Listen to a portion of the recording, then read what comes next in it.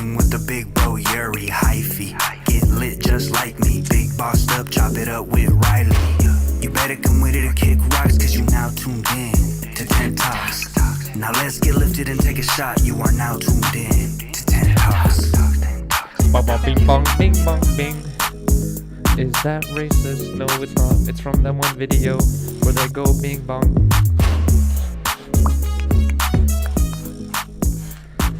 Boom.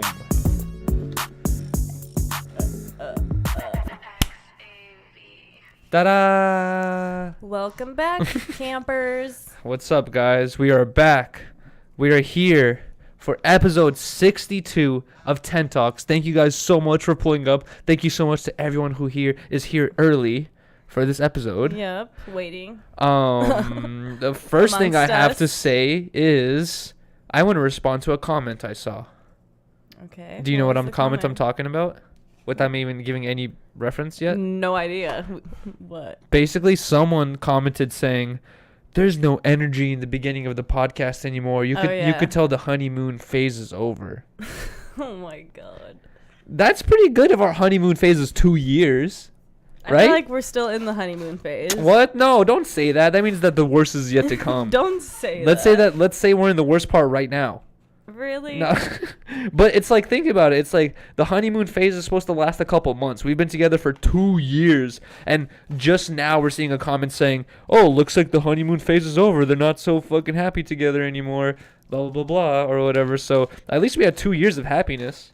Oh my god, you're crazy. That's a long I feel time. like people just forget, like, sometimes this is real life, and like, what do you mean? we're in a real relationship. We're not a perfect couple. Like, we have like days here and there, but yeah, in the end we always figure it out. So sometimes the energy is not going to be there. Sometimes Yuri and I get in arguments or disagreements. Don't tell him that. I'm just saying, like, it's true. It's not like I'm not trying to like say that we're perfect all the time. Obviously not. You guys see, like, when we're on live for several hours, sometimes we bicker a little bit, but it's like our relationship is it's worth way more than, I don't know what I'm trying to get at. But it's not even like arguments. It's just like you yelling at me. Oh yeah, it's just me like I'm kidding. beating you. I'm kidding. I'm messing around, but sometimes it's just like off. It's an off day or like whatever. It doesn't even have to be like an argument between me and Yuri. It could just be an off day for either one of us. So. But also, it's like I am an energetic person. I have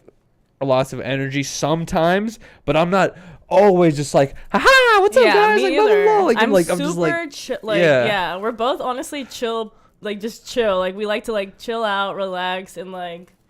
It's funny because like if you ask like hang out, like we're literally not like crazy loud out there people. Exactly. If you ask like for example Trevor, we should have Trevor on the podcast soon. But if you ask Trevor, I come into work 10:30 just like like no energy. My brain is like dead. I'm just like, I'm here. I want to drink some water. I want to get my stuff set up. I want to get like everything, whatever I have to do today ready, blah, blah. And then like as the day progresses, I'm just like slowly like, I got to eat. Finally, I got to smoke my first joint of the day. And then like ding, ding, ding, ding. And then by 4 p.m., I have the energy to bicker and talk shit with Trevor and do all that stuff. But a good portion of the day, I'm just like out of it. I'm just like barely alive, basically. Barely. Well, you also wake up like 2 minutes before you have to go to work, so. But that's because I'm up late hustling, working on my businesses, as they say. Or just watching a lot of different random YouTube videos. But guess what? That's what keeps me the way I am. That's what keeps you sharp and knowing about a bunch of random things. And it sucks because like everyone's just like, you gotta wake up early. You gotta wake up early to get like a good productive start on the day. But like with me, it's like during the whole day. It's not even like actually during the whole day. But I have to say that specifically during the night is when, I think it's because the nighttime is when I feel like I have no more responsibilities and like no more things that could just pop up randomly, like, Yuri, you gotta do this, Yuri, this is happening, like, or something like that. You know what I mean? Like nighttime, once it hits like 9-10 p.m., I'm like, I mentally feel just like such a relaxation. I'm just like, yes, like this is like finally I get to just enjoy life, like where I'm just like, I don't have to worry about nothing. Riley's asleep in the other room. fucking all my other shit is just fucking taken care of. I'm just like, finally I get to be myself and just chill. And then I like to enjoy that as long as possible, and it'll last until 3 a.m., usually. But then also that time when I'm feeling that most relaxed is when I'm just like, I get like clear head of mind, and I'm just like, oh, I gotta work on these 10 Talks clips, or I gotta work on getting this shit sent over to this to Vitor, or that's when I get like these like clear headed moments where I'm just like, all right, time to take care of business. And then like it honestly, like there's a lot of times like at night where I feel like a crackhead, where there's this like stigma, not even stigma, but like a stereotype where cokeheads or people who take like upper drugs, they'll do upper drugs and they'll like start cleaning their whole house. Like, have you ever seen that, like where meth heads are just cleaning their house type shit or whatever? Mm-mm. But like I feel like I'm like almost like a crackhead or like a drug user type person at night, because that's when I get the most active. That's when I look around, I'm like, oh shit, the floor's dirty, let me clean the floor real quick, let me fucking arrange my files on my computer, or let me like I start fucking just getting productive. See, and I'm the total opposite, where it's like if I wake up early in the morning and I like get shit done, I just like, if I wake up early in the morning, I'm just more inspired to get shit done. Like right after that first cup of coffee at 7 a.m., I'm down to like wash the dishes, scrub the stove, sweep and mop and do all that shit, go to the gym, and then by 12 I'm like ready to go. You know what would change your mind though is if you had, I bet you, I don't know this for sure, but I almost 100% bet you that there are no video editors or photography editors. Like there's no person who makes their living off Adobe Premiere or Photoshop who wakes up at 8 in the morning and immediately hops on Photoshop or Adobe Premiere. It feels like such, at least for me personally, it feels like such a not morning thing to do. Like when I wake up in the morning, the last thing I want to do is hop on Adobe Premiere or Photoshop to fucking get some shit done. You know what I mean? Like at nighttime is when I feel like I have infinite time of relaxation and I could take as long as I want to work on some shit, and that's when I want to work on stuff. But in the morning, that's when I do not want to fucking like start working immediately. I want to wake up and relax for like 3 hours and then get into my shit. He stays in bed he'll wake up and stay in bed for 2 hours. It's so fun. That's just what I'm saying. It's different strokes for different folks. You're a night owl. I'm a morning bird, an early bird. And that's just how the cookie crumbles. Like, it's okay that you work better at night and I work better in the morning. It's also good to have your own separate times from each other to work on your own shit. You know what I'm saying? What are you doing? Getting a joint paper. I love being away from you, but I also love being with you. I'm kidding. Same. But I forgot what the fuck I was gonna say. What point I was getting to? What were you even talking about? I forgot what. What were you just saying a second ago? I had to grab these joint papers and I forgot what the fuck we were talking about. That you're a night owl. Oh, yes. Oh, you know what I was going to say? Is sometimes I feel like you trick yourself. Where Riley does this thing. Oh. Riley does this thing where she wakes up hecka early. Wakes up like at 7 a.m. in the morning, right? She'll like, you'll wake up hecka early, right? You don't make the bed because I'm in bed still sleeping, right? So you leave, go downstairs, make yourself coffee. I guess, yeah, wash the dishes, like do a couple little things here and there. And then you hop straight on your phone and then you just chilling there on your coffee and with your phone just like for at least like 30 minutes to an hour. Yeah. And then you'll start getting ready and all that stuff. How are you going to get mad at that when you literally stay in bed for 2 hours? You know why though? Is because you tell me like, oh, you just stay in bed on your phone for like an hour. Yeah. Whatever you're doing downstairs, I'm doing up here in bed. Yeah. It's like I like to wake up and then be like, all right, let me fucking slowly get out of this slumber by fucking going through IG on my phone, blah, blah. But then you'll be like, you've been in bed all morning. And I'm like, you're basically still in bed downstairs. Stop. I don't give you shit until you give me shit. You'll be like, what are you doing downstairs? You're just on your phone drinking coffee? Like, you should have woke up like so long ago. Blah, blah, blah. I'm like, you literally sit in bed for an hour. Like, I'm doing same thing. I'm literally saying the same thing. I'm doing the same thing you're doing downstairs, just waking up and starting my morning off. That's how I like to do it. We just like to do it differently. I don't want to stay in bed. I like to move my body. But for me, it's like if I'm going to wake up and I know that it takes me 2 hours to get ready, I'm going to knock that out first. Whatever, dude. You don't take 2 hours to get ready, so you would never understand. Oh, you're not a girl. You're not me. We're different people. So you think it's because, just like I said, I really hate getting on like Adobe Premiere or Photoshop in the morning? Like, do you feel like you really don't want to wake up and immediately start putting makeup on your face? Yeah, I don't. I want to chill. I want to wake up. I want to get some shit done around the house before I have to go to work, get my routine in, and then wash my face and get ready. Like, I want to have an hour to chill first before I have to get ready too. You know what I'm curious about is I don't keep up with the evolutions of makeup, right? But not constantly, but sometimes I'll see a makeup commercial where they're like, this makeup is 25% more hydrating for your face. This makeup makes your eyes less dry. This makeup makes, like, they always have these new inventions or new ways of, like, where the makeup is, like, better for you or, like, better in some sort of way, right? It's not just the same old makeup. Is there anything that says, like, hey, you don't got to take 2 hours to get ready for work anymore. This takes 10 minutes. Like, is there anything like that? Like a quickie makeup kit or some shit? I think people do try to make tools that, like, try to speed up the makeup process or whatever. Like that sponge I use on your my face. That speeds it up? That was like getting popular like not a couple years ago, but I don't know how long ago. Maybe like 10 years ago. Maybe. My sisters didn't use them when I was a kid. I think when I was like a junior or senior in high school, those like beauty blenders finally got popular, and it was like the like huge new thing. It was like gonna perfectly blend your makeup in, and it does it super fast. Yeah. So like they're constantly like, makeup brands are always trying to one up each other because there's so much good makeup out right now. It's kind of hard to one up like the perfect concealer that blends perfectly and fast and stuff. So I think people are just trying to make new inventions and new tools for makeup to, like, exactly what you're saying. Like, because there's so many people who live their life on the go and like want to look presentable, and like they don't have time to get ready for 2 hours. I need like a 5-minute look. That's what I'm saying. They need to whoever the James Charles and whoever the fucking Jeffrey Charles Jeffrey Charles. What's the dude? James. What's the other dude? Jeffrey Star. Star, James Charles. All these fools need to work on speed. Charles. They need to make a robot that just fucking spits a face onto you. Like, you like just choose I want to look like this.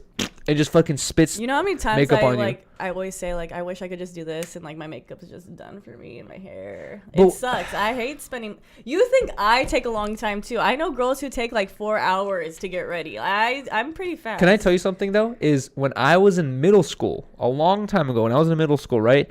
I used to wake up I would have to be out at school at 8 a.m, right? I used to wake up like at 6:50 or 6:40 or like around 7 a.m. so that I can go take a shower, dry my hair, put gel in my hair. It would take me 20 minutes to fucking get my hair to style in the way I want. I would fucking put on some nice clothes. I would put in extravagant effort to look presentable at school. And then I get to this point where I realize, why am I doing this? I don't know. It's like, at some point, do you ever feel like you're like going to be like, I don't want to put on 2 hours of makeup. I'm just going to be myself. I feel like I feel better about myself when I like look good. And like I feel like more willing to talk to people face to face, because I feel like when I don't have makeup, I just don't feel like, I feel like I look like a zombie, and I don't even want people to like look at me. Really? So like I'm serious. So yeah, I feel like it does help people, like certain people like you really don't care, so that's just how you roll. But like some people, like, I do feel like it is important to, like, I know a lot of people who think their like how they present themselves is very important, and like always like have to look really good, and, you know, like, for me, I just don't care. For the most part, I don't care. Like I just don't even like do my makeup and whatever. But I do feel better when I have makeup on. I feel better about myself. But I can't say that, like, whenever like we go out to restaurants and I dress, like, I try to dress nicer. I'll wear my best pair of pants, my best socks, my best t-shirt. Like, I can't ever say I feel better about myself. I can say I feel less comfortable. Like, I don't feel like as comfortable or as like relaxed, where I can be whatever I want, but I never actually feel better about myself. Like my image or like my handsomeness or whatever the fuck it is, like, it never adds to my confidence. I feel like for me, I've always looked up to personality or character, like the dude who can make everyone laugh, the dude who can like enter a group and not feel uncomfortable. You know what I mean? Yeah. Like, it kind of like just feel super like, yeah, just like the guy who could like kind of be like the comedian of the group or whatever. Just like be super comfortable, make everyone laugh, and not really care too much. No, that's what I love about you. I think that's cool that you don't care about how you look or what you're wearing or what people think about you. But I think the way I grew up with my mom, it's like beauty was a big thing for her. Like she valued her beauty a lot. Yeah. So I think that growing up, seeing that of my mom, like the importance of like how she looked and stuff. I'm not saying that's a bad thing at all. I love my mom. She's she's the best person on earth. Yeah. Love her to death. What about me? But it's just No, I'm like, kidding. you know, like just being what you're around doesn't affect how you are as a person. So Yeah, yeah, I think yeah. I don't know how to explain it, but I think I don't see it as like it would like I don't know what I'm trying to say, but I guess what I'm trying to say is I never saw it affect me, but now that I'm an adult and like I could kind of make these connections and I could see that it like played like having that in my childhood played a part of how I feel about myself today. What, being pretty? Just Or like putting like on makeup and shit? Yeah, just like the importance of like looking good. Like Yeah, yeah. my mom just always valued that, so I guess, yeah. I kind of just fell into that too, I guess. Like I think it is important sometimes to look good. For me, I had I try to steer away from that too because I don't want to be like that type of person. Which Yeah. I feel comfortable with myself without makeup too. I don't know what I'm trying to get at. You go on. Sorry, I'm going on a tangent. Not making any sense. Yeah, I was getting confused a little bit. For me, I feel like I had the opposite effect where my dad also was like your mom, where he was super worried about my looks, or not just my looks, but a person's looks in general. And he was saying like, you gotta have your hair brushed back. You gotta not look so dirty. You gotta like keep your face clean and shit like that, right? And my dad would always like kind of push this into my brain as a kid, and I feel like it kind of had the negative effect where now I'm just like, fuck what people think, dude. Like I hate altering my life because of people I don't know. You know what I mean? Yeah. It's like if I'm walking down the street and this millionaire guy passes by me and goes, "Oh, what a bum. Look at his dirty jeans." Like, okay, good job. You know what I mean? Like that's not going to affect me or my life in any way. The fact that this fucking person who's doing better than me in life, or just whatever, this random person thinks they're better than me, that I do not care. You know what I mean? Like, all right, fuck, good job. You're better than me. You know what I mean? You're richer than me. You're cleaner than me. That's it. It's like, end of story. I'll give you the fucking dub, and then I'll move along. You know what I mean? Like, I really don't care about that type of stuff. But I think a part of me does love glamour. Like I just love glitter and girly things. Like I've always loved glitzy stuff. Like anything sparkly and girly. Like I'm down for. That's a girly thing though. So I mean, obviously I was a hairstylist. I've always loved doing makeup and doing hair and all that shit. Cause my mom was like the same way. I.e., why I think I am the way I am today. Yeah. But yeah, I don't see it as a bad thing to want to look good. I think it's. If you need that little confidence boost, girl, do it. No, okay. Boy, do it. Okay, so I don't have anything against that. You're right, but I do like the idea of just not caring what people think. Yeah, I do too. And just being like, oh, you think I'm a bum? All right, I am a bum. Yeah. Good job. But little do you know, I have a fucking great job and I do this and that and like whatever. It's like you could think whatever you want to think of me. It's like, you know what's funny is I think I told you this before, where my skate group that I grew up skating with, Swiss and Heights, right? We grew up skating at this park, and like 10 years into us hanging out at this park, this tiny little other crew of skaters of like younger kids who were like half our age just started hanging out at the same park, right? And they were just like forming their own crew and hanging out by themselves, whatever. And sometimes we would have interactions where we hang out, we would like kick it with them or talk with them, and I always just thought they were just like, you know, cool younger homies or whatever, right? And skip forward years later, like now it's only been like 3-4 years ago, I reconnect with one of those younger dudes who was at that same park, and I was talking to him, and I was telling him like what I'm up to, and I was asking what he's up to. He's like in college and all this shit, right? And then he tells me, and then once I tell him like what I'm up to and like what I'm doing with my life and like what other homies of mine like are doing with their life, he was like what? He was like, I thought you guys were all homeless. Oh my god! I swear to God, this was someone that I thought was my friend that I grew up skating with, right? Who was just like a younger than me, but grew up in the same park or area. He was like, I thought you and all those fools were homeless. He's like, I thought you guys were just a bunch of homeless, like orphans who, like, hung out at the park together. And I was like, what? And, like, he honestly wasn't the only person. Like, I remember there was, like, other fools, like, other kids in our friend age bracket that hung out in this park. They would refer to us as, like, the bum kids, the homeless kids, or, like, the poor kids. Just because, like, we didn't have money. We didn't, like, look the nicest. But we were fucking kicking and having fun and shit. You know what I mean? And, like, that's what added to my mentality of, like, fuck fools who don't. Like, who, like, just judge, you know what I mean? Like, stop fucking, like, this judging shit. Like, oh, you look dirty, so you must be homeless. So you must be, like, a deprived person or something like that. I feel that, yeah. I feel like a lot of kids' stories talk about the fucking dude who doesn't have it all, but he has it all up here going on. You know what I mean? Like, the person who doesn't have all the money, but he understands to treat people nicely and animals nicely and, like, fucking not be a shitty person. Like, it's like there's people, like, who are rich in their heart or rich in their mind, but, like, really don't got no materialistic shit. But those are the people you should really look up to. Yep. I don't know what the point of this whole conversation was, but I don't know. How do we get you into it? Because the makeup? Yeah, we're talking about makeup, which I like that conversation. That was a good convo. Yeah, I agree.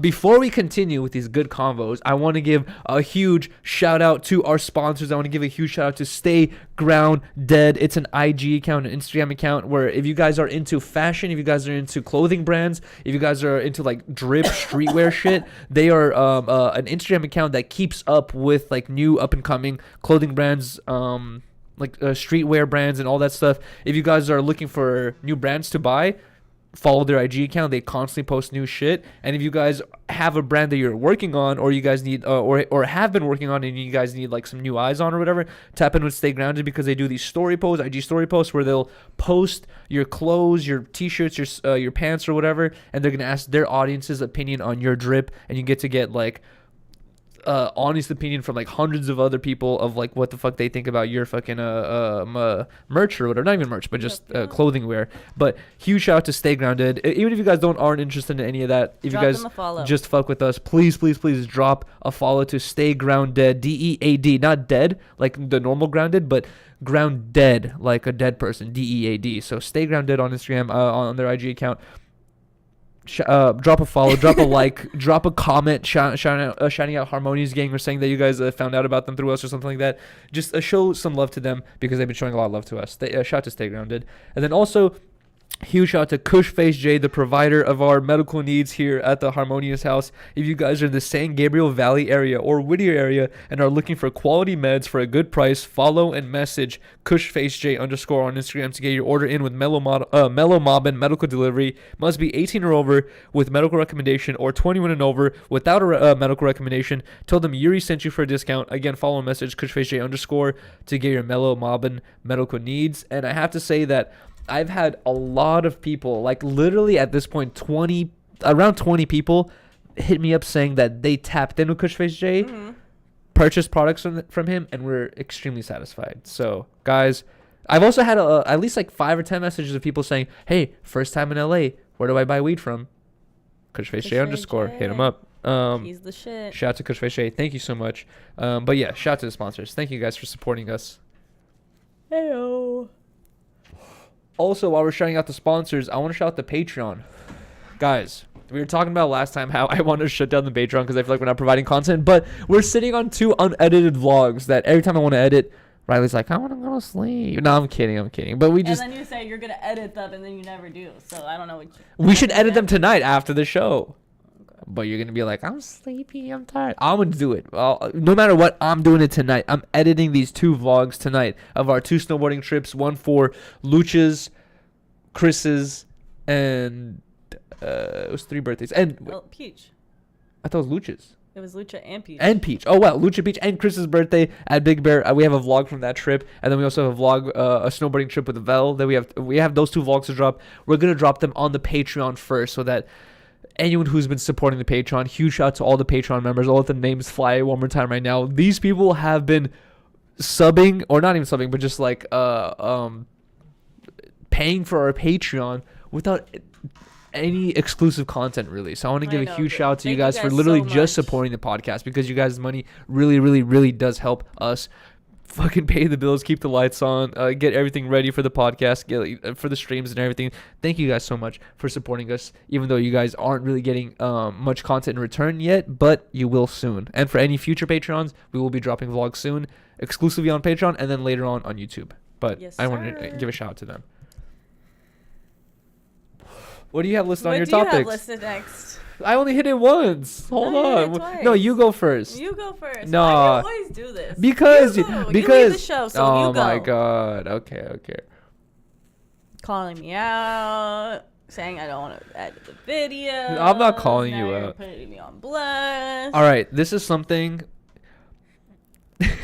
This is a deep topic right now. This is like, I don't know if I gotta tread lightly or use my I only hit it once. I gotta use my words correctly when I talk about this topic, because there's a lot of Lord. fucking SJWs out there.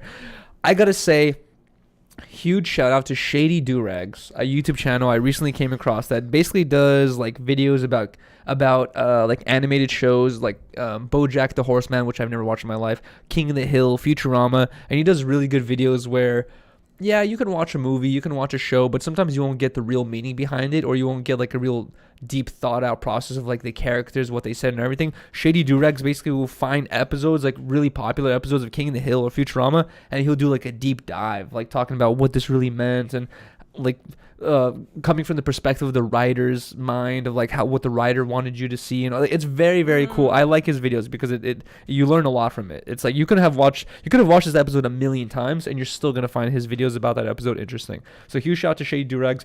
But he brought up something really interesting in one of his videos about John Redcorn, where he was making a video where he was saying, he was explaining why he hates John Redcorn so much, right? And in the video, it was about an episode of King of the Hill. This is gonna get a real deep cut right now, guys. But he was making a video about an episode of King of the Hill where John Redcorn, it's like he's trying to get his son back, right? I don't want to give too much detail in this whole thing, so basically I'm just gonna summarize Shady Durag's summarization of the episode. He basically said that John Redcorn was doing this thing constantly during the episode where he was like, the white man has done this, the white man has done that, right, to my Indian people, all this shit. And Bobby's just like getting so upset hearing all this fucking shit that the white man has done. And Bobby's like he's like confused. He's like, what the fuck? I didn't even know all this shit. He's like shocked by all this information. And then more info comes out later on. I think Dale just randomly says it, that like John Redcorn's like Indian tribe was like one of their religious practices was cannibalism, where they would like cannibalize one of the members, and it was like just a religious practice. It wasn't like anything evil they considered, it was just like something they believed in, right? And John Redcorn says this statement where he says, don't judge me by the actions of like my people in the past, right? And it's just like that statement, when I saw that in that Shady Durag video, I was like, bro, like how are these like tiny little lessons in life just like slipping by, where right now and there's an old Channel 5 video where they go to this rally where it's these like white dudes who are like, we want to give up our money for all the things my ancestors done, and like one of the Channel 5 dudes, he's like, all right, give me $20, and the dude's like, all right, here's $20, right? And it's like, it's kind of like a funny troll meme, but just like it's that shit that Shady Durags was touching on right here, where people are really quick to be like, oh, your ancestors did that, so you should feel responsible, right? But what if, right, you're born and your dad was a serial killer? Should you feel the responsibility of your dad being a serial killer? Yeah, it's going to fuck with you. It's going to fuck with your brain. But that's kind of fucked up to think that, like, you were born clean slated and then you are taking on the fucking responsibility of like your father's actions, right? And it doesn't even have to be as extreme as a serial killer. For example, I forgot, you showed me a YouTube video recently where it was like some podcast YouTuber where he discovered that his dad was like a rapist or something like that, right? And he's like talking about how it's like fucking him up in the brain. He's like, I never even knew who my dad was. Now I'm finding out he's a rapist and all this shit. It was Cheer, right? Was it Cheer? I forgot what it was, but yeah, it was like something about some dude finding out his dad was a rapist, and he was just saying like how you can't blame this dude, right? No. It's like, imagine you blame this fool for what his dad did. Imagine you're like, you fucking disgusting fool, I can't believe your dad did that. And that's what fools are doing to everyone now. It's like, and the reason why I bring up this topic is people are going to think it's like because of some white shit or whatever. No, it's because this Russian shit. Dude, it's like everyone right now is this thing in the media where they're like, Russians are evil. Russians are this types of people. Russians are that types of people. And it's like, bro, if you guys don't know too much about Russia, a lot of fucking Russians, more than 50% of Russians, do not fuck with Putin, do not fuck with the Putin regime, do not fuck with the government, do not fuck with anything the government does. There's a lot of fucked up shit going on in the Russian government. And what's fucked up is right now I see it constantly in the media is everyone saying, Russians are doing this, Russians are doing that, Russians are like this, Russians are like that. They're not saying Russian government, Russians, you know, the Putin, blah, blah. It's like there's this constant association where they're like grouping all Russians together. All Russians must be scammers. All Russians must be hackers. Nice. You know what I mean? Like all these blanket statements. And it's so easy to make like on certain types of groups of people, right? You can throw a blanket statement on Russians. No one gives a fuck. You're all alcoholics. You all are hackers. You all are KGB. You know what I mean? Haha, funny, whatever. You throw stereotypical blanket statements on other races, you're racist, you're this, you're that, you can't do that, blah, blah, blah. People get so fucking angry. And it's like, it's so hypocritical, dude. It's so fucking funny. And I don't know. I just wanted to point that out. And I thought that Shady Durags video that I just happened to watch really pointed that out really well. Where they're like, bro, you can't be judged for what, like, your race or your group of people are doing. You just happen to be born into this group of people. You know what I mean? Like, you got to be judged on your own characteristics and your own morals. You know what I mean? Yeah. Right? Honestly, yeah. After like all the shit with Russia and the stuff that's going on right now, I started to like think, I'm like, God damn, people out here that are Russian are probably just getting harassed all day long now. Like, for real, dude. Remember when so bad for you guys. Remember when the Twin Towers thing happened? Yeah, bro. People who were Saudi Arabian were getting harassed on the Exactly my streets thoughts. for no reason, just because they're Saudi Arabian, just because they had a thing on, a turban on, or whatever. It's like, just because you are this culture, you are this way. Yeah, which that's is not that's what fucking we got to fair. get rid of. And we're still pushing it to this day with this Russian shit. It's so fucked up. It's like, we gotta like put a foot down as the media consumers to be like, you fools are tripping, bro. Like, stop talking this People shit. can't claim to be woke and Yeah, are exactly. just fucking And it's so assholes. funny because some people that I see were hella woke in 2016 through 2020 are now fucking on this like, Russia's evil. Can't believe Russia's doing that. Can't believe blah blah blah. It's like, no, you can't believe the Russian government's doing that. But also, a lot of people who are like, oh, Russia's so evil for doing this to Ukraine, bruh. Look at the American government. Like, I posted this meme like a couple days ago of like, America versus Afghanistan, America versus this place, America versus, it was like America starting like these 9 different wars with these 9 different areas just for money. You know what I mean? Like, there's no really like reason behind it. It wasn't for any reason other than just for more money or power for the US. No one cares. Russia does this to Ukraine, everyone's like, what the fuck? This is a violation of human rights. Like, everyone cares all of a sudden, right? And it's not just because people care all of a sudden for no reason. It's because the way media portrays it. You know what I mean? It's just like, bro, the American government is just as evil, just as fucked up as Russian government, and just as fucked up as any other government out there, to be honest. It's like, and what's even crazier is like, people will sometimes look at North Korea and China and be like, wow, those are some fucked up places. Those are fucked up places, but they're being overt about it. They're not holding no secrets. They're like, no, things are this way. That's the way it is.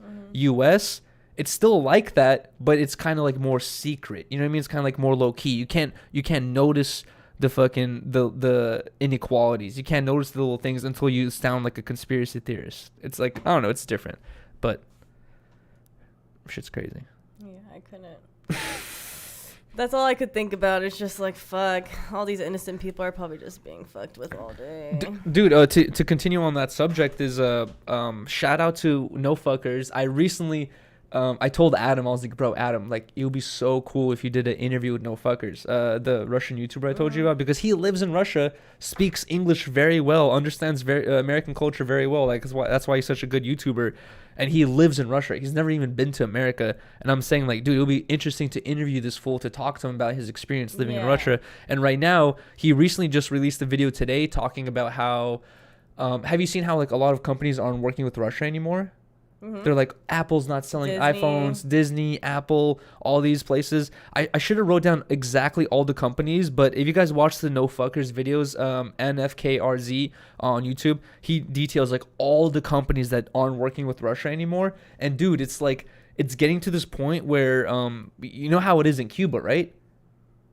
Yeah. Where the Cuban government, they don't fuck with no one. They don't fuck allow with anybody- import. They don't allow anybody in or out. Yeah, they don't. pretty much. But the main thing Cuba is like crazy about is they don't allow imports. They don't allow you to import Russian foods, British foods, American foods. Like Cuba is like anti-import. Cuba is like, we survive off our own shit, right? Yeah. And that's why if you watch like videos about Cuba, they're using cars from the 1960s. Like all their shit is like fucking centuries old. Is because they don't fuck with nothing. Like their government doesn't allow any imports. And Russia is on its way to being Cuba right now, dude. Is like Russia, dude. Even Volkswagen, I think BMW. There's like it's not even just like Apple and Disney. It's like so many fucking I companies. know. It's Intel. Every like if you want to Postal services too, right? like FedEx, UPS, like any like kind of like electronic company that makes computer parts, like Intel, all those companies, IGM, they all don't sell to Russia anymore. They all like hella companies are basically specifically saying like they're not fucking with Russia anymore, right?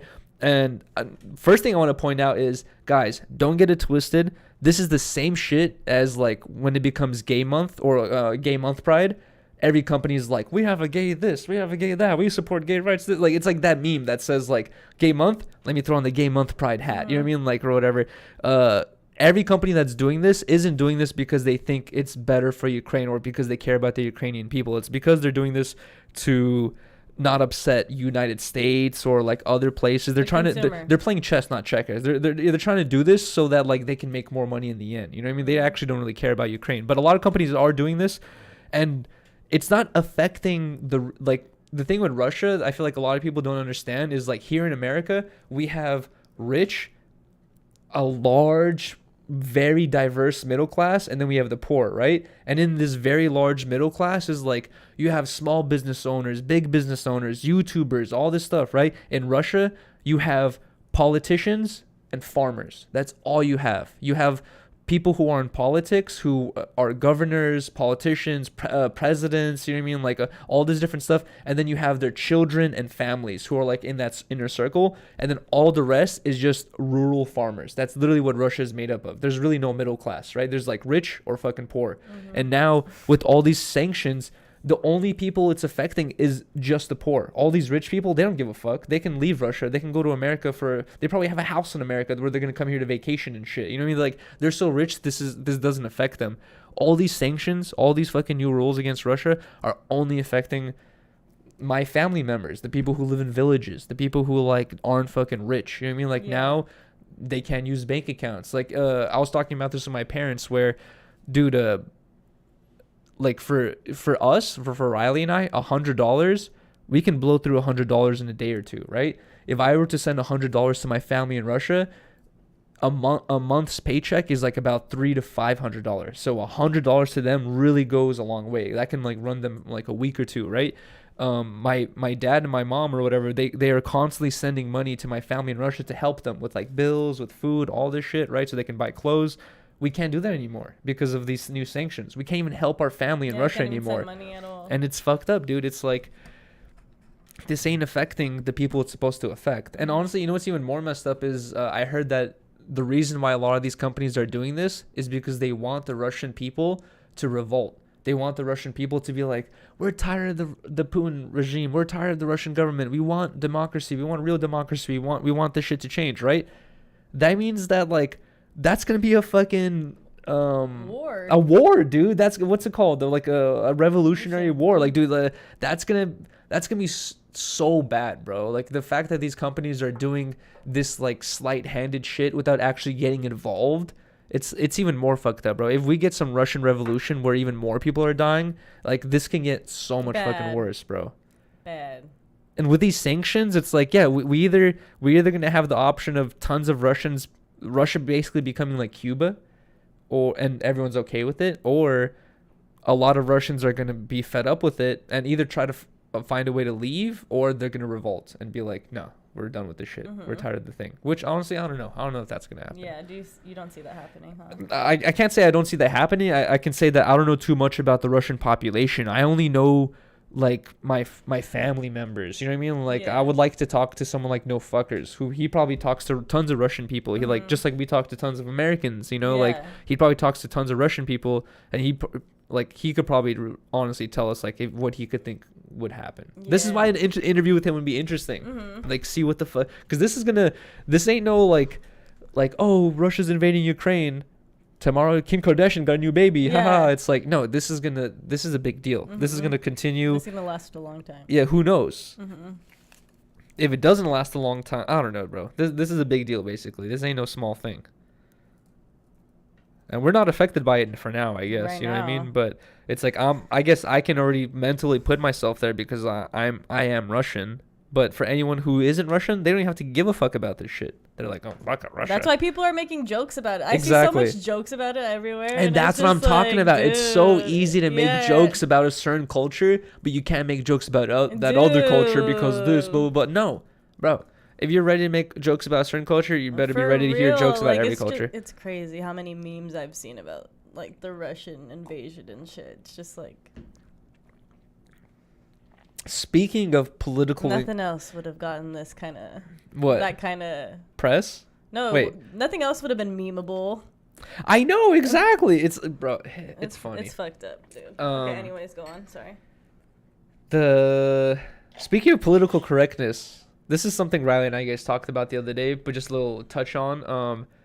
Riley and I just learned who Disaster is.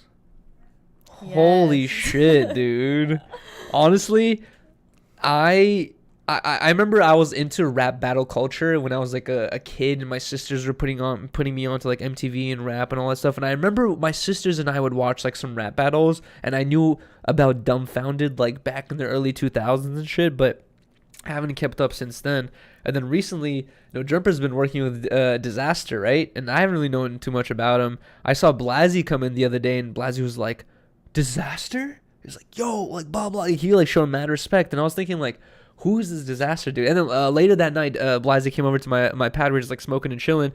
And he was like, I asked him, I was like, yo, like, who's this Disaster fool? Like, I never seen you, like, show some person that much respect, like, out of nowhere, right? And then Blasey just putting me on, showing me a hella, like, battle rap videos. Like, bro, this fool is so fucking good, dude. He's so fucking funny. But the main thing that I got away with it, the main like thought that I came away with it was, I love the like level of like comedy mixed with rap and like the complete not caring of political culture in those groups. It's like my job is to roast you. My job is to make fun of you as best as I can. It's like there's no rules anymore. You know what I mean? Like, and it's so cool. It's like some of those videos we were watching are from 2016, 2018, where like these SJWs are, like groups are just starting to fucking form and shit. And, like everyone's starting to get like all nitpicky about all this shit. These fools are making. You could literally see Drake in the background before the Take Care album came out. Like young Ash Drake just laughing. Exactly. They're like making, crazy. Bro. Any joke is on the table. And honestly, like, that they're not actually fucking, like, Disaster doesn't really hate Asian people. No. He doesn't really hate women. He's not really racist or, like, any of this stuff. His job is to roast you. So that's what he's gonna do. And, like, that's what I really like. I was like, we were listening to some of them, especially the fucking Dumbfounded one. Bro, it was so funny, bro. He has to take the worst of every stereotype and make it a very creative bar. So, it's like, that's what he's doing the whole time. And honestly, he does it flawlessly. Exactly. Pretty flawless.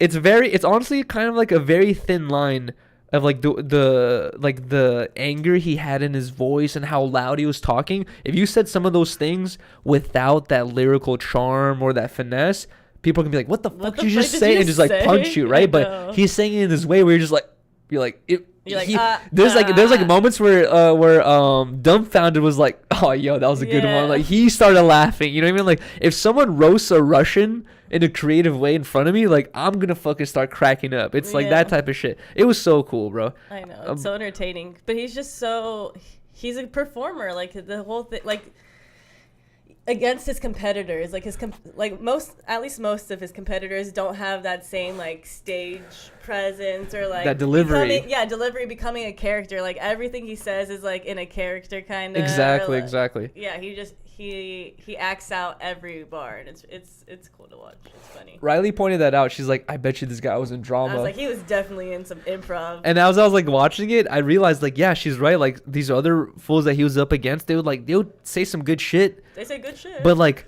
he would act it out, and like the way his voice was, and you know what's interesting about the battle rap shit is like sometimes they'll say like they would say like, I was at a lake and I saw a duck.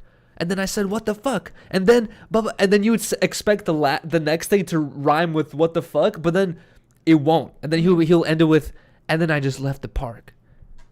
But then I caught you after dark. And then like it fucking continues with like a whole nother thing. Like I did it terribly, but they do this thing where you expect certain rhymes to rhyme, but it doesn't. But then he'll make something else rhyme with something you heard before. Yeah. It's so cool. And also, a lot of the shit is like they'll say like a joke or a punchline, and then they'll continue, and then 4 or 5 lines later, I'll just understand what the fuck they said 3 lines ago. I'll be like, oh, he meant it like this, and you could also take it like that. And it's like, bro, you have to listen to it multiple times to fucking understand everything he's really saying.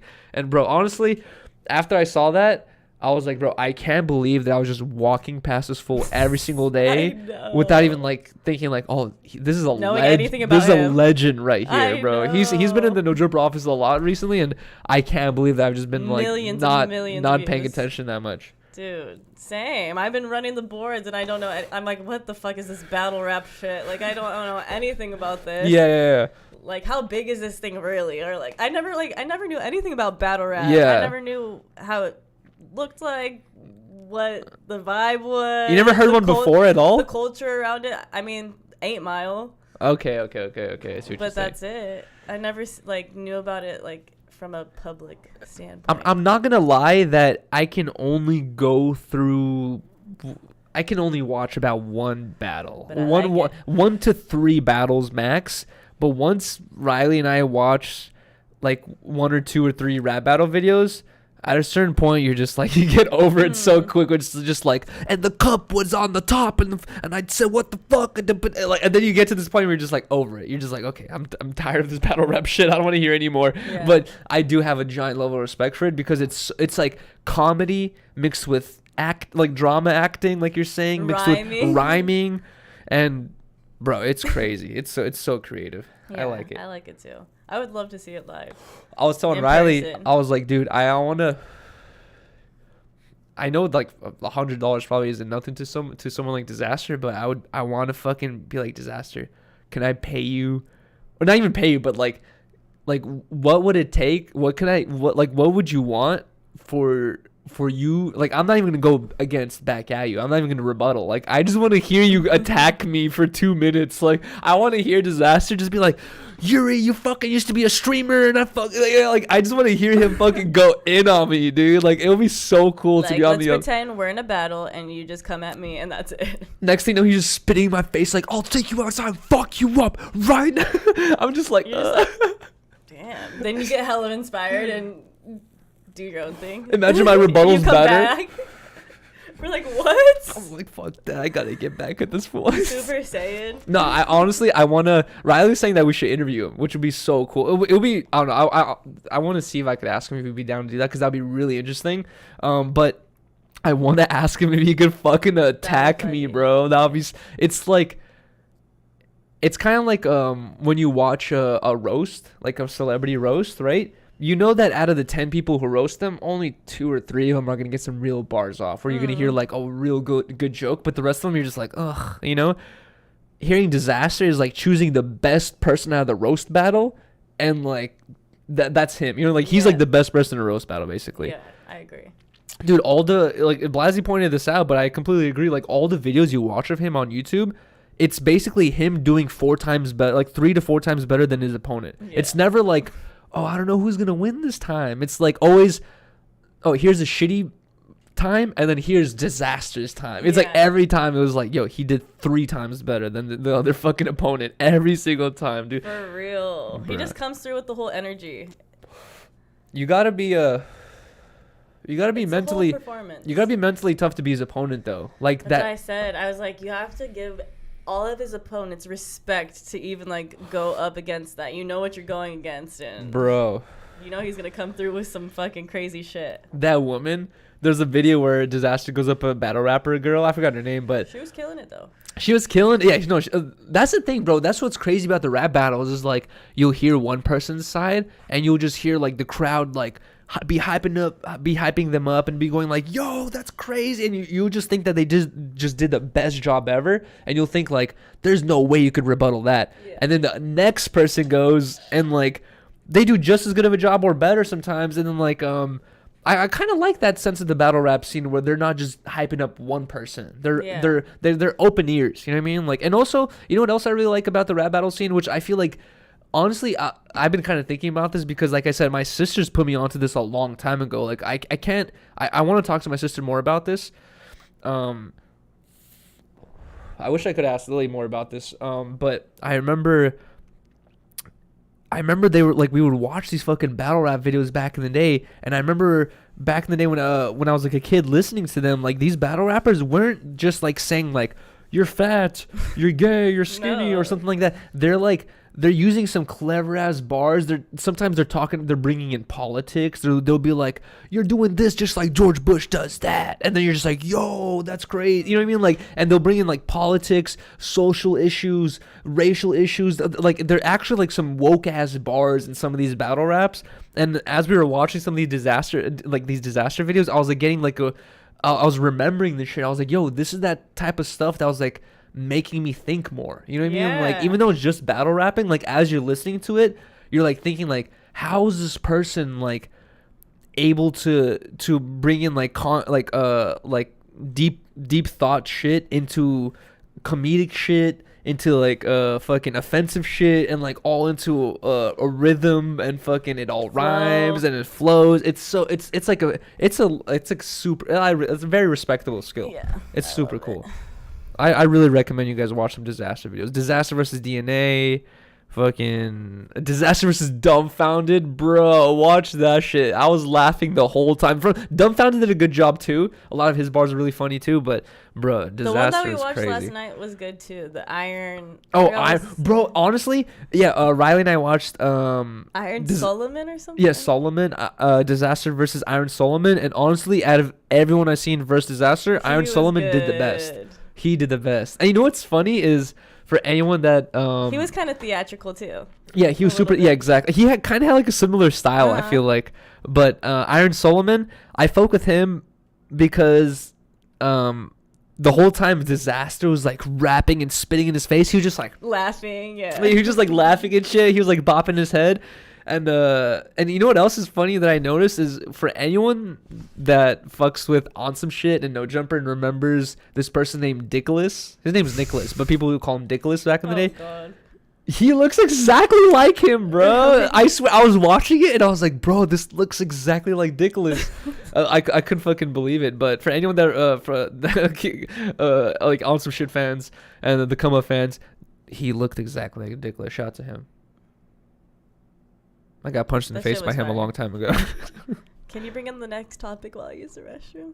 You could use my phone too if you want to bring in one of these. Okay, and then also, can you bring the bottle? Sure. Or no? Yeah, I will. No, it's fine. It's fine. I'm kidding. Petty, give me PE. Oh, shut up. Okay, so guys, the next thing I want to talk about, which is the $1 a minute stream I did the other day. Okay, so Riley and we've been talking about doing the 72-hour stream for a long time. If you guys have been watching the 10 Talks episode, any of the streams, we've been talking about doing our 72-hour stream for a while now. Once we hit 15,000 subscribers, which we're less than 100 subscribers away, we should be hitting 15K today or tomorrow, literally. But we said that once we hit 15K, we're going to do a 72-hour stream. I thought we would be able to hit 15K by Thursday. We weren't able to do it, so I decided to do a $1 a minute stream instead. And honestly, I didn't think YouTube would keep it up because YouTube does this weird thing now where you can't do live streams for too long or else it's just going to make the video like unavailable. That's why I recorded it. But either way, one of the comments that was under the $1 a minute stream, bro, it's so fucking real. Someone wrote this is the day that we defeated Yuri. Which, bro, I didn't really think about it like that until I read the comment, and then I thought back on it, but it's 100% true, dude. I've done this dollar a minute stream, counting yesterday, I think like 3 times, maybe 4. I think it's been about 3 times I've done this dollar a minute stream. But every single time I've done it, I've always had this layer of confidence where I feel like I see the clock, I'd see it says like 30, 40 minutes, maybe an hour left, and I'll feel like I can crunch this out. This is going to be no problem, blah, blah. Like, I'll feel fine, right? We did the dollar a minute stream on Thursday, and guys, by 4 in the morning or 5 in the morning, we still... Actually, starting midnight, we already had like 3 hours on the clock left, right? So, like, I have to wait there for 3 hours. By the time we hit 5 in the morning, the timer was not going down. Like, people kept donating, and it was still like at 3 or 4 hours. And honestly, now that I think back on it, that was the point where I looked at the clock at like 5 in the morning, and I realized, like, they're not gonna stop. Like, this really will continue until Sunday. And I realized it's kind of like, you know, you want to jump off a cliff into a lake, and then you look off, and like you're telling your homies, like, I'm gonna jump off this cliff, no problem. You get to the cliff, you look, and you're like, you know what? Nah, I'm not doing that. That's basically what happened. Once we hit 5 in the morning, and I saw that we still had 3 hours 40 minutes on the clock left, I realized what was ahead of me. I realized that we're not gonna have Saturday, we're not gonna have Sunday, we're gonna be stuck here all day. I was like, I can't do that. I couldn't commit to it. It's like when I was telling Riley I was doing this on Thursday, she's like, you don't know what you're signing up for. Like, and I was telling her, like, nah, I know, like, it's gonna be fine. I'll be here till Sunday. No. Once we hit 5 in the morning that on Thursday, and I saw that we were still gonna be there for a minute, or I was gonna be there for another 4 hours, I was like, no, like, this is gonna continue forever. I gotta call this quits. So you guys did fucking defeat me, bro. Like, honestly, it scared me. It scared me to lose my whole weekend to the stream. And it's like, it not to say like I fucking love being on stream. Like, I was thinking about it the other day. It's like I was associating. Actually, no, I was thinking about today. Riley and I went to go get a massage today. We haven't gotten a massage since, what was it, your birthday or our anniversary or whatever, like a year ago. But when was it? It was your birthday, I think. I think it was your birthday. No, it was your birthday. Remember we went to Malibu? No, and then remember we went for your birthday in San Diego? Oh, yes. Okay, so it was your birthday. It's been like almost a year ago. But anyways, Riley and I got a massage today. We should talk about that too. But during the massage, I was fucking thinking about all this shit. God, what was I just talking about a second ago before I brought up the massage? The stream. The stream. And you know what's funny? While I was getting the massage today, I was thinking about old memories, right? I was just thinking about like anything I could remember. I was thinking about Chris. By the way, happy birthday to my homie Chris Curdian. It was his birthday yesterday. I forgot to fucking call him. I'm gonna call him after the stream today. But that's one of the reasons why I made that Instagram post on IG today, is because like I just feel like I've been missing so much, bro. Like, tons of my friends' birthdays pass by and I fucking just forget, or I'm too busy to remember, or it's like I just don't even know, like, all this shit.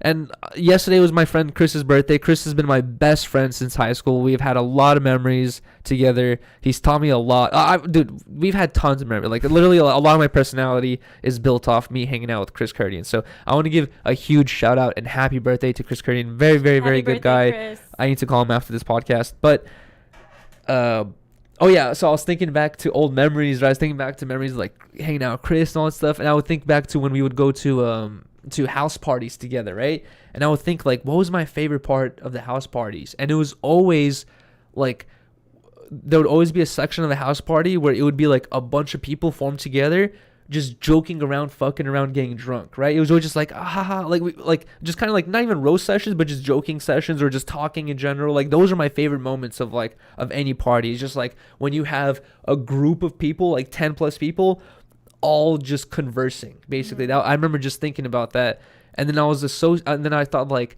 damn, like that's kind of like the stream to me now. I was like thinking like, I don't go to parties anymore and like, or have those situations anymore, but that's why I feel like I love the streams. It's because you hop on and you just have a bunch of people all joking about whatever the fuck. It's like we're all having a conversation, basically, right? It's just kind of like I'm hosting it, I guess. But yeah, that's what I was kind of thinking. I was like, bro, that's why I really fucking love the streams, is because it's kind of like reminds me of those days of just conversing, just all fucking around. You know what I mean? Like people are drinking, smoking, doing all types of shit in the chat. Yeah, that's true. But I don't know. I was just thinking about that. Yeah. Either way, It does feel like that. that's why I was telling him why I gave up on the. Oh, I was telling him that there was a comment left on the $1 a minute stream that said, "This is the day we defeated Yuri," and I was basically saying like, yeah, like usually I can go. You can hang. I can hang, but when it hit 5 in the morning and I saw we had 3 hours 45 minutes left, I was like, that's it, guys. No more donations. I was like, I can't do this anymore. I need to go to sleep. I was feeling really, and also it was the alcohol. I was feeling kind of nauseous and shit. The dabs that you just. Oh, I know. I did like 20 plus dabs too, bro. Shout out to Tommy, bro. This will donate $300, bro. He's fucking insane. Shout out to fucking Tommy, man. But yeah, we're still gonna do the 72-hour stream. Probably not this weekend, because this weekend's a very important weekend. Yeah. I can't do anything this weekend, but next weekend is probably gonna be the 72-hour stream, which. This is something I want to talk about. I want to show. I don't think you ever seen it, but Ludwig, a Twitch streamer, he did the thing where he was like, every Twitch subscriber, I stay on for another minute, right? So a Twitch subscriber is $5. So that's $5 a minute, basically. So he stayed on for a month. He had made like millions of dollars, whatever. But basically, I was watching his stream, and like when I hop on stream, I don't want it to be boring at any point. I want every point to be a conversation or fun or like interactive. Like I don't want anyone to tune in and I'm just sitting here like. Yeah, boring. Judah just said Bishop stream. Okay, you know, like I don't want it to be just fucking like, oh, just me just sitting here doing nothing, right? I was watching the Ludwig subscriber equals 1 minute stream. And that's what it was. Like, he's kind of known for being an entertaining streamer, but he wasn't, like, putting the pressure on himself to be like, I gotta be energetic. Like, he was kind of just doing his shit. Like, when I was watching his stream, he was literally making a sandwich in silence. Mm-hmm. He literally just had the stream up, and he was in his kitchen just, like, fucking making a sandwich or some shit like that. And then he would, like, look at the chat maybe every, like, minute and be like, okay. And then just, like, he wouldn't even say anything. He would just keep... And then he would just, like...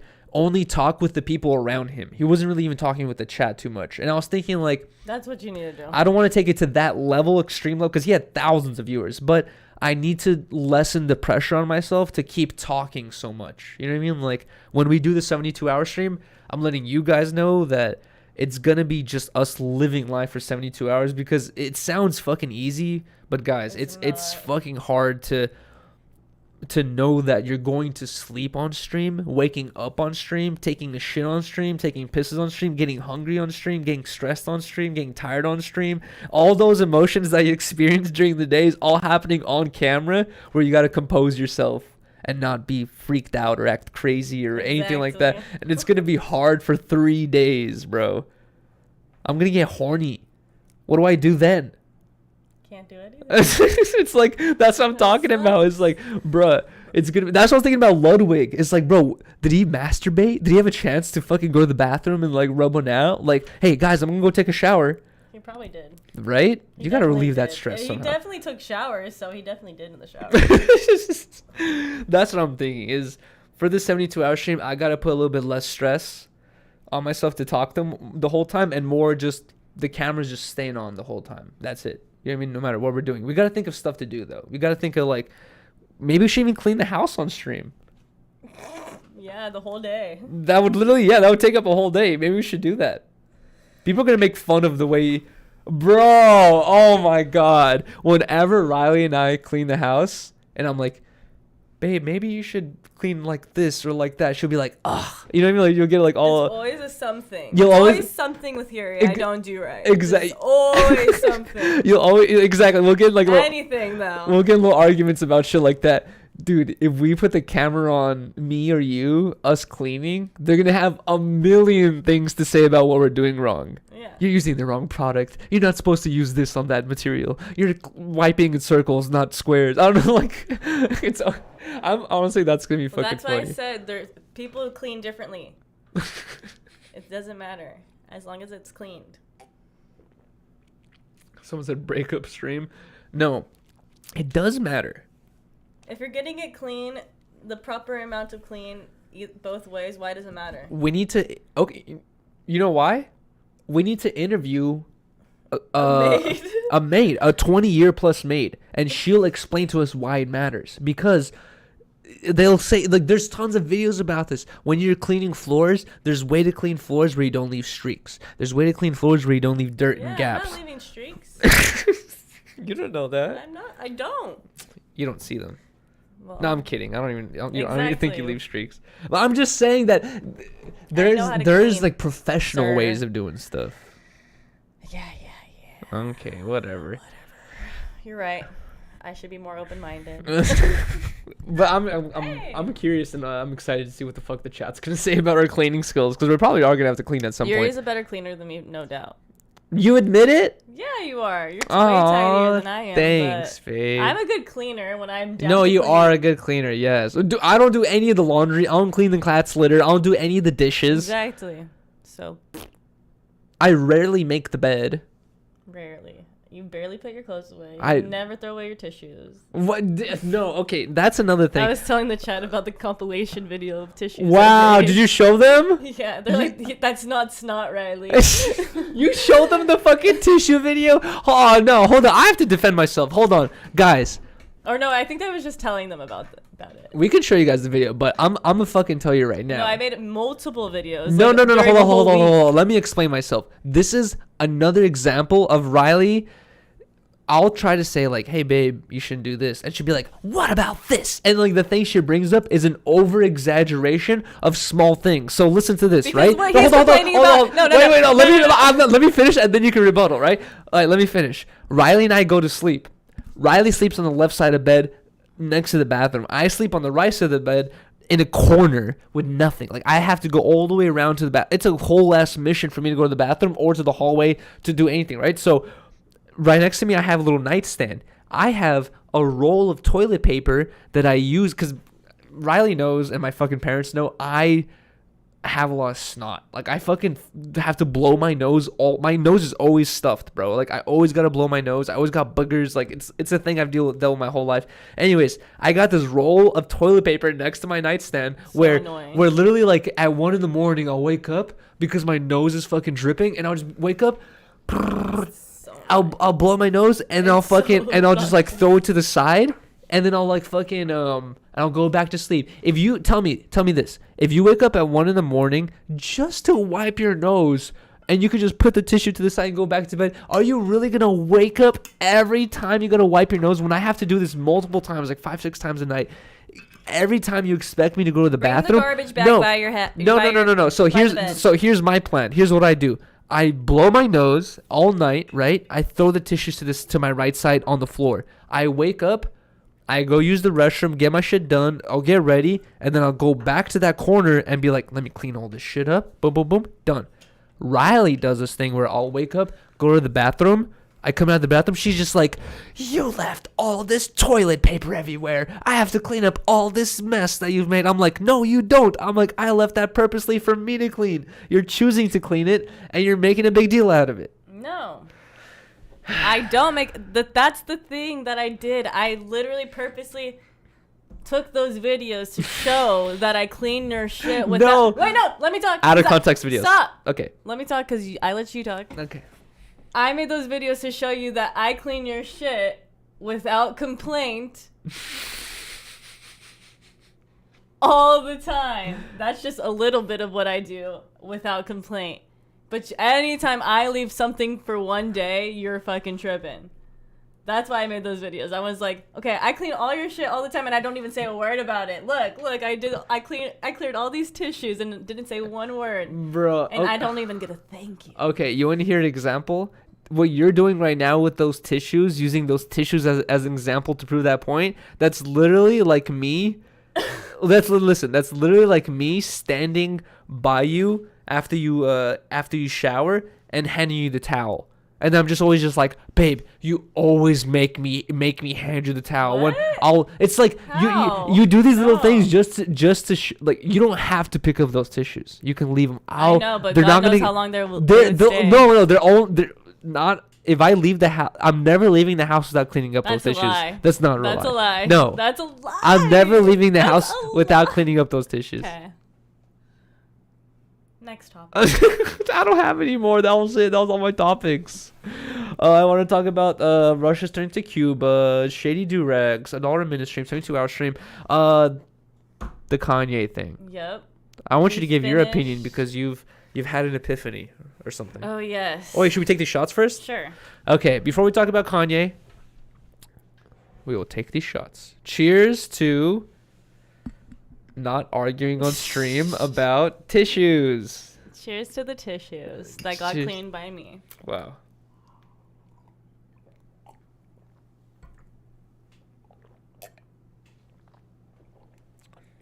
For anyone that doesn't have a girlfriend, this is the shit you gotta deal with in the future.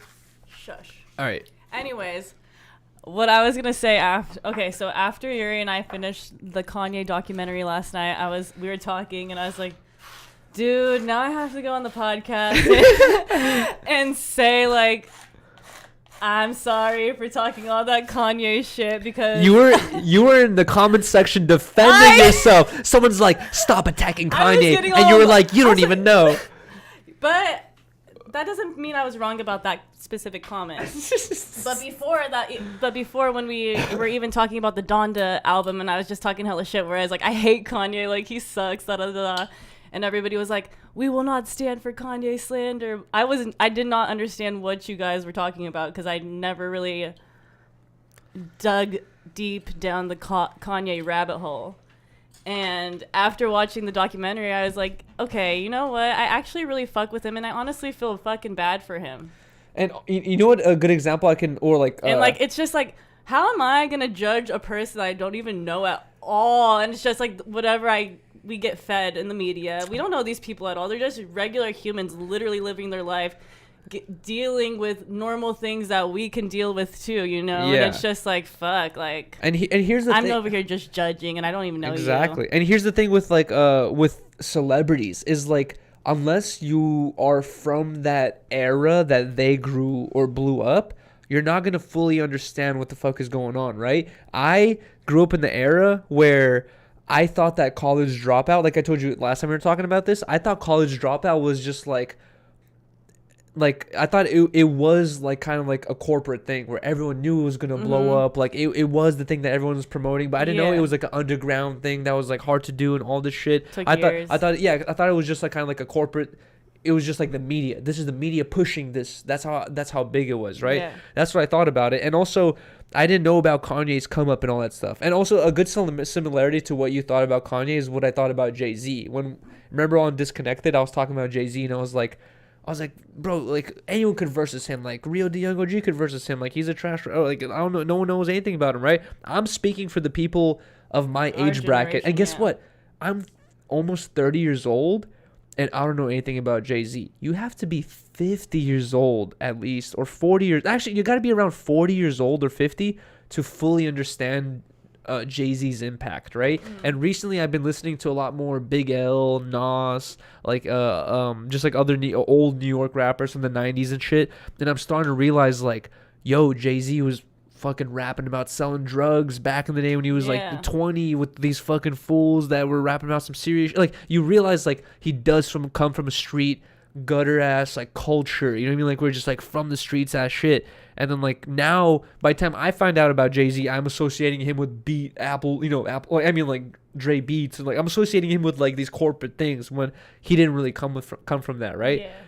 Also, we're like West Coast kids too. Yeah, you know? yeah. Like, But also, I was gonna say with the Kanye shit is like, by the time I find out about Kanye, and you're not a lot younger than me, but you're a little bit younger than me. By the time you and your generation find out about Kanye, we all get introduced to him as the crazy guy. You know what I mean? Like that's how kids are getting introduced. Like imagine kids who are like in elementary school right now.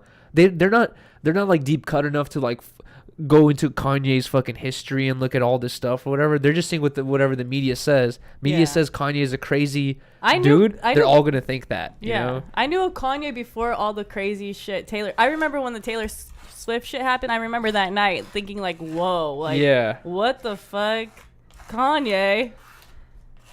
So random, but I remember like I'm young enough though to like hear the College Dropout album and like not know all those songs were Kanye West. Like I remember listening to those songs as a kid, like loving all those songs as a kid. But not knowing it was but from not Kanye? knowing it's Kanye. 'Cause Just it was on the knowing radio or like, something. That's a song from my childhood. Like Yeah, I'll never yeah. forget. So like after watching the documentary and seeing how all those songs got made, I'm just like, Damn, like it brought me back to like that time, like as a kid, listening to like the radio in my car with my my siblings, you know, and like we're like, yeah, we fucking love this song, da da da da da, you know. Dude, not saying fucking, obviously. You know what's funny is when one like I don't have a lot of, you don't have a lot of memories from when you're a kid, right? You have like only certain memories, but one of the memories I have from when I was a kid is me and my family on a Big Bear trip. We went up to Big Bear, right? And I remember we were driving around the lake of Big Bear, and I was sitting in the back, and my sisters like were like telling my parents like, "Yo, play this CD," and they played "Family Business" by Kanye West, and that's like one of the old memories I have of just like we're in the back listening to fucking Family Business. You know what I mean? Like it's just like a cool old memory or whatever. And it's like crazy to think like, I don't know. And now that song is just.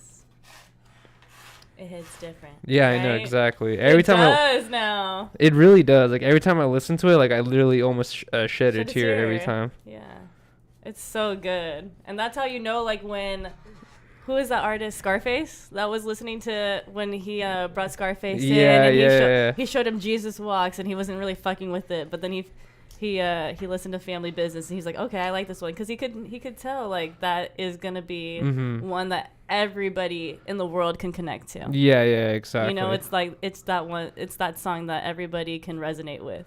You know what's almost not even like depressing, but kind of sad. But Riley and I just watched the third part of the Kanye West documentary, right? And we have a lot to say about this, so we could talk about this for a while. Yeah. But one thing I noticed was a part in the documentary, Kanye was like, this is when he was working on his first Yeezus drop or whatever, his like first like merch drop, and they were trying to make this is when he was working on Dawn to One. Yeah, this is when he was like first just trying to think of ideas for the songs and all that stuff, right? Yeah, it was Dawn to One. Was it Pablo? I think first Yeezus drop. No, but in the part that I'm talking about, I think it was for Dawn to One or whatever, right? Okay. And Kanye was like talking to this group of people, maybe like his band or whatever, and he was basically telling them like, I want this to be like dropping out of college dropout, right? He's like, I want this to bring back that vibe, blah blah. He's like, I want this to be just like back in the day. And if you think about it, like, you didn't realize it at the time, but now looking back at his career, that was the golden age. That was the golden age that like everyone just realized how good this fool was. That's when everything started kind of really blowing up for him. He was hella respected, all this shit, right? And it's kind of like crazy to think like it's like scary, you know what I mean? Like in life, you work on stuff, like, you know what I mean? Like for example, skateboarders, like you'll be skating, you'll work on skate parts, all that stuff, and sometimes like you don't even realize like, I just filmed the peak, you know what I mean? Like I just filmed the part of my life that I'm always gonna remember, and like it's crazy that like you won't even realize it till later in the future. Like by the time whatever age he was there, he's like now saying like, yo, I want this to be like that, when at the time he was thinking like, nah, this is my first project, this is gonna be the beginning, I want to do better than this, right? But he didn't even know that was going to be the fucking, like, not even the peak, but one of his best fucking works ever, right? And it just, I don't know, like, I don't know why I'm even bringing this up, but I just thought it was really crazy to think, like, just as any artist, not even like a musician artist or anything like that, but I think it's just like you gotta, I don't know, enjoy just the fucking journey or the ride, and like, it's, I don't know, just so, that documentary is so good. His come up is so special though, because like, You just see these iconic songs being made, and like just getting co-signed by like all these big dogs in the music game at that time, you know? So it's just like his story is special because a lot of people told him no, and like he believed in himself enough to like know that shit was gonna happen for him, and like kept pushing through. You know what I really like from the part 3 of the Kanye documentary, and honestly, you know what's funny, guys, is I enjoy Kanye's music, but I've never ever been like a Kanye fan where I want to buy Yeezus merch, or I honestly, even to this day, I wouldn't even want to wear Yeezys. They look ugly to me. You know what I mean? Like I'm not into any of his like fashion stuff or anything like that. Like I've never been a huge Kanye fan, but I just like those classic songs because they have like a sentimental value to me. Yeah. Riley especially did not fuck with Kanye at all. This documentary like makes you fall in love with this fool, where you're just like, it's like so cool because it really like I was saying earlier, when you get introduced to celebrities at an old, like at a young age, and you don't even know their history yet, it's so easy to like like, you know, consider them as like, oh, they've been around, they've been corporate, they've been rich. You know what I mean? Like, you don't really see the grind to the top. After this documentary, it really like gives a personal value to Kanye, where you see like he was a normal person just like you and me, dealing with family issues and all this stuff, and like he fucking like grew out of it. And what I was gonna say is, one of my favorite parts from this part 3 of the Kanye documentary is when he was talking to that college. And everyone knows that Kanye is a narcissist, right? Everyone knows that Kanye is extremely into himself and he has a lot of self-confidence, right? And it's so easy to write off and say like, oh, this fool's too self-confident. This fool just thinks he's the best. He just thinks he's a god or whatever, right? Yeah. And you don't really think about the philosophy behind it. You just think he's a narcissist. Yeah. When Kanye was giving that speech to that high school class and then part 3 of that documentary, he was saying like, yeah, I think I'm the best. He's like, that's what my mom taught me to do. He's like, my mom taught me to think that I'm the greatest, I'm the best. And he's like, you guys should think the same thing. Like, he's not thinking like, it's so, when you hear someone say I'm the best, as a person standing near them, you think they think they're better than me. Mm-hmm. They think if they're the best, then I'm less, right? But that doesn't, just because you think you're the best doesn't immediately mean you have to think that whoever's next to you is lesser than you. Just like, you can have self-confidence and think you're the best without thinking negatively of others. You know what I mean? Yeah. And that's kind of like, I thought that was a good lesson, because in my whole life I try to be humble and like not have a big head or whatever, not like be overly confident in anything I do, right?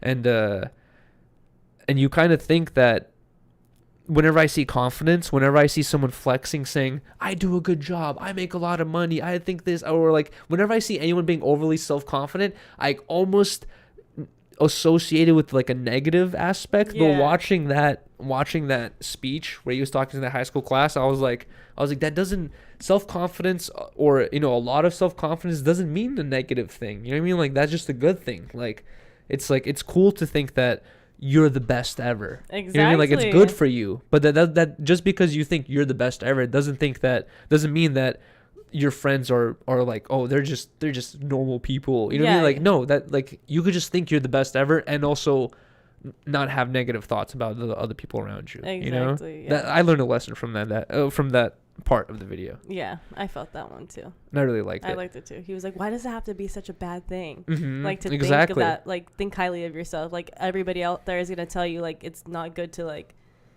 be confident or, like, yeah. But, yeah. Either way, what made you change your mind? Honestly, also, I want to say, like, oh my god, his mom, dude, that was like so sad. It literally made me shed a fucking tear. Okay, so what were you gonna say? It was just so sad. Like, they barely touched on it, I feel like, but it, like, the message came across enough where, I don't know, you could just see how much his mom meant to him throughout his whole life. And like, the documentary was good because they planted the seeds. Yeah. Where they're like, in the first part, they just showed these. It was subtle. Special moments where they don't over enunciate them, saying like, this is the best moment, or like they don't show like that this is a special moment. They just show moments, and later on in the documentary, realize like, damn, that was a good ass moment, you know, like. But you know what I was gonna say? I don't know. It just hit different. I don't know. It just hits hard. Riley started crying. It just, I don't know. It just makes you think about your own parents and. Yeah. Like how, like, just life in general. I don't know. It's just so fucking sad. And he obviously turned once he lost his mom, because like how couldn't you? Yeah. I don't know. It broke my heart just seeing all that footage, and I was like telling Yuri like how special it is that he has all this footage of him and his mom like singing all his songs, and like she knew every word. So like that's just how you knew like she loved him so much and was just so supportive of everything that he was doing. Honestly, it was just it was special to see like such a dope relationship. I never experienced like that level of support where like Riley brought it up and I didn't even notice it, but like if you pay attention to the documentary, Kanye, like when he's hanging out with his mom, he'll be freestyling and she's like lip syncing every word, and she's like, she knows every single word to his song, even if it's a curse lyric, even if it's about fucking hoes or bitches or doing this and that. Like, but I'll say like the songs she's rapping usually with him are like nice songs, but she knows all of his lyrics. You know what I mean? Like, she's like a super supportive mom. And like what other part, I don't think we talked about this on the podcast, but we were talking about this after we watched the podcast, I mean the documentary, is it's like as a person or as an older person or as like older brother or like as a, you know, as a mother especially, or a father, you want your children or like people you care about to make the correct decisions. And when you see them making the incorrect decisions, it's so I feel like it's such a quick response to be like almost angry or be like, you're fucking up, why are you doing that, don't do that no more, stop doing that. You want to show your anger to like make sure that they understand how serious the situation is so they don't do it anymore type thing, right? A lot of people do that. It's to see Kanye like talk with his mom and he's like showing his new chain that he bought, and like his mom, you could see in her facial reaction the way she's saying that like she thinks it's a irresponsible choice and it's not really a good choice, you know, like it wasn't a good idea to buy this chain. She was like, oh, you could have bought a house with this, but you need an angel, like you need an angel to carry. Like she like, I liked how, I forgot exactly what she said, but I like how she was putting forward her like ideas or her thoughts about like how he's fucking up and how he could have done better, but she's not being overly negative and she's still being supportive, you know what I mean? Like, and that's how like I feel like all people should be with each other. It's like kind of like it's difficult, like that's why like she seems like a great person, like you can learn a lot from her, where like she has this ability to like try to teach you a lesson or tell you you're doing wrong without making you feel bad about it, you know what I mean? Like also being supportive, like that scene, like you can like read really deeply into it, and that's how I read into it basically. Is like it's cool how she was telling him, hey, you're not supposed to be spending all your money on this stupid jewelry, but also you need an angel looking after you, blah blah, like you could have bought a house with this, but it looks really nice, you know what I mean? Like I thought that was cool. You could just you could tell she was just the best mom. Breaks my heart. I know, you start crying. I know. Any thoughts about that though, or any other, like what'd you like take away from the documentary? So I can hit the split for a second. I just saw somebody grow into like mental health issues, I guess, kind of. I don't know if it was because of his mom or the industry he was into or just getting older and like shit just becoming more prominent. But I don't know how to explain it. It's you could just see the difference in his personality as after his mom passed. Yeah, after his mom passed, and in the beginning of the documentary. But he also admitted to being addicted to like prescription drug or Percocets. I'm sorry. Yeah. That was interesting because I didn't know that. He was just constantly saying he is constantly on medication and shit for like his bipolar and stuff. So like I don't know. It just makes me feel sad because he just seems like a numb person now. He doesn't. I bet he's on lithium. He doesn't seem like Kanye. I don't know too much about how the medical industry deals with like bipolar disease or like any of the mental health issues, but I don't agree with the lithium option, bro. Like I have a friend who was an extremely talented skateboarder, extremely artistic person. He would paint, he would draw, he would decorate his own clothing, he would do all this stuff. He, you know, unfortunately, honestly, it's kind of like the same shit like Kanye, dude. It's like as a kid, it's so easy to write off crazy activity as creativeness. As you get older, you're like, you're crazy, bro. You know what I mean? Don't do this no more. And it's kind of what happened to my homie, dude. And he went to a mental hospital, all this shit, and they put him on lithium. And dude, like, there's been so many moments where I would hang out with my homie, and he'd be so interactive, he'd be so talkative, he'd be so funny, he'd be making up jokes, all this shit. And then he would like look at the clock and be like, oh, it's this time, I forgot, I gotta take my lithium. He would take out this pill bottle, take out one pill, drink the lithium, or eat, pop the lithium. Within like 30-40 minutes to an hour, he's just a zombie, dude. He's just like, no more talking, no more jokes, no more emotions, no more happiness, no more sadness, no more nothing. And then like I had this like kind of epiphany, like watching my homie like get prescribed this shit like to deal with his mental health issues. I was like, is this the better option? It's kind of like taking a violent person and just like cutting his arms and legs off. It's like, oh, now problems fixed. They can't do nothing no more. It's like, no, solve the root of the problem. Like find, like give him some therapy or something like that. Like I don't agree with the lithium shit, dude. That shit seems so fucked up, dude. Sing from a personal stand. Like, and I honestly like seeing what you're saying about him, like how he seems like numb. Like I bet you could tell, right? I don't know. I could just tell in his eyes. I wouldn't be surprised if he's on that. In his meetings that he was having with people. Dude, and it's lithium is literally like in batteries, bro. Like what the fuck does it do to your brain? Dude, melts you. You know what I was gonna say? But it was a really good documentary. I liked it a lot. You know what I was gonna say about the mental health shit is there's a couple funny parts too though. There's like a lot of deep parts, but there's a part where Kanye, he's watching, I forgot what YouTuber it is, bro. There's a really right wing YouTuber. It's like someone that like you could almost put on the level of InfoWars, where yes, they do release some correct information, but bro, this fool, I think it's Tucker Carlson. I think he's watching Tucker Carlson. So Tucker Carlson on YouTube, I believe that's who he's watching.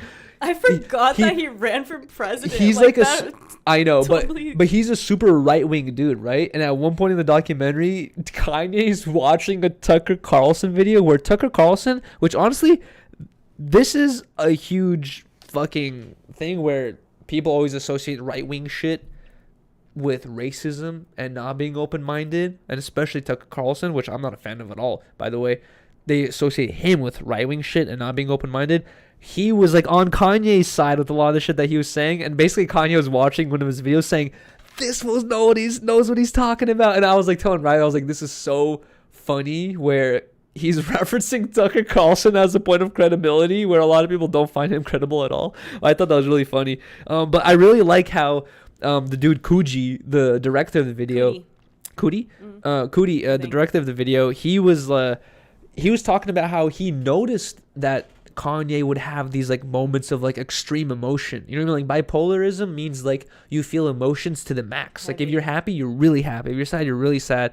And he was saying that like going through his documentary footage, he was like, I'm now noticing that Kanye's been like this. Like he has moments where he's overly passionate, and we just write it off as passion. We write it off as like he's excited, he loves his music. But now he'll talk about different topics other than music, like politics or whatever, and now you're realizing like, oh, he's bipolar or something like that, right? But I like how Kuji, he didn't like write him off as like crazy or anything like that. He just like kind of like pointed that out as like a part of his personality. You know what I mean? It's like, it's not something you have to fix. It's something that's just a part of you. You just know that this person's like this. Yeah. That's it, right? Gotta learn how to deal with it. They gotta learn how to deal with it. That's it. You can't cancel it out with lithium. No. You know what I mean? That's why I kind of like that part of the documentary. And you can't just always be like, this person's crazy. Like everyone's crazy. Everybody's crazy. Yeah, really, for real. I don't know. I don't like that either. Even Jess from Chatty Broad, she's diagnosed bipolar too. There's so many people out there. But also, just like a person can fucking fall on their elbow.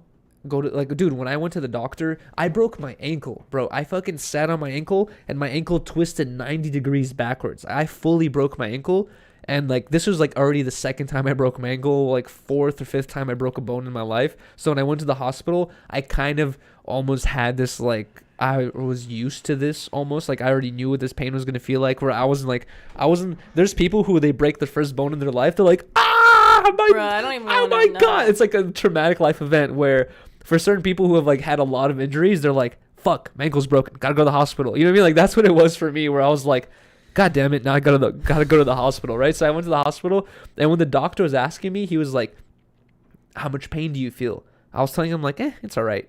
They sent me home with what's it called? Vicodin? No, ibuprofen, right? But if I told the doctor, my ankle's causing me severe pain, I'm a 10 out of 10, I'm crying, you know what I mean? They would have given me Vicodin or Percocets. And a lot of people can go to the hospital, bang their elbow or something like that, and be like, guys, I can't sleep at night because my elbow hurts too much, right? And they will get prescribed shit like that, right? Same thing happens in the medical field. You go to the hospital, say, you'll think a little loopy thoughts. They will give you some fucking intense ass drugs, bro. They'll give you, dude. Adam, I forgot what interview it was. Adam was talking about how he had a homegirl that he thought was a little strange, but wasn't crazy off the wall. She went to the doctor to address her like, you know, slight strange thoughts, and she was prescribed 1 Xanax a day. And yeah, I heard that. And he was talking about how he said that he was in the party scene at the time, and he's like, bro, other girls or other, not even girls, but just people in general who were in the party scene, they would pop a Xanax a day as like a thing, like, I'm lit, I'm fucking popping a Xanny a day, like. And he's like, yo, why is this doctor prescribing this girl who has slight, you know what I mean, like whatever effects, why is he prescribing her Xanax a day? That's really gonna fuck you up, right? And that happens in the medical field, just like it happens in the physical field, where you can have a slight little bump, they'll give you a Vicodin, they'll give you a Percocet, when really you don't even need that, right? You go for some mental health shit, you gotta take bipolar medicine. You know what I mean? Like, we gotta put you on what's that thing Britney was on? I don't know. Under her father. Conservatorship. We gotta put you on a conservatorship. You're crazy. You know what I mean? Like, they're willing to do that stuff, dude. Yeah, I don't know, dude. It's fucked up. It's scary, bro. Mm-hmm. You know, it's one thing. Okay, so before I get into this, I want to say that these are just high thoughts. I'm an idiot. I've taken a couple shots, and these are just some high thoughts. This is something I brought up to Riley, right? And I don't want to shame anyone, because I don't feel this way about anyone, right? I feel very open-minded about everything, basically. Oh God. One thing that I thought was really interesting about the whole Kanye timeline is his mother. I could be wrong here, because the documentary didn't talk about it too much, but from the information I've heard, is his mother passed away from, like, it was like kind of like some plastic surgery shit, right?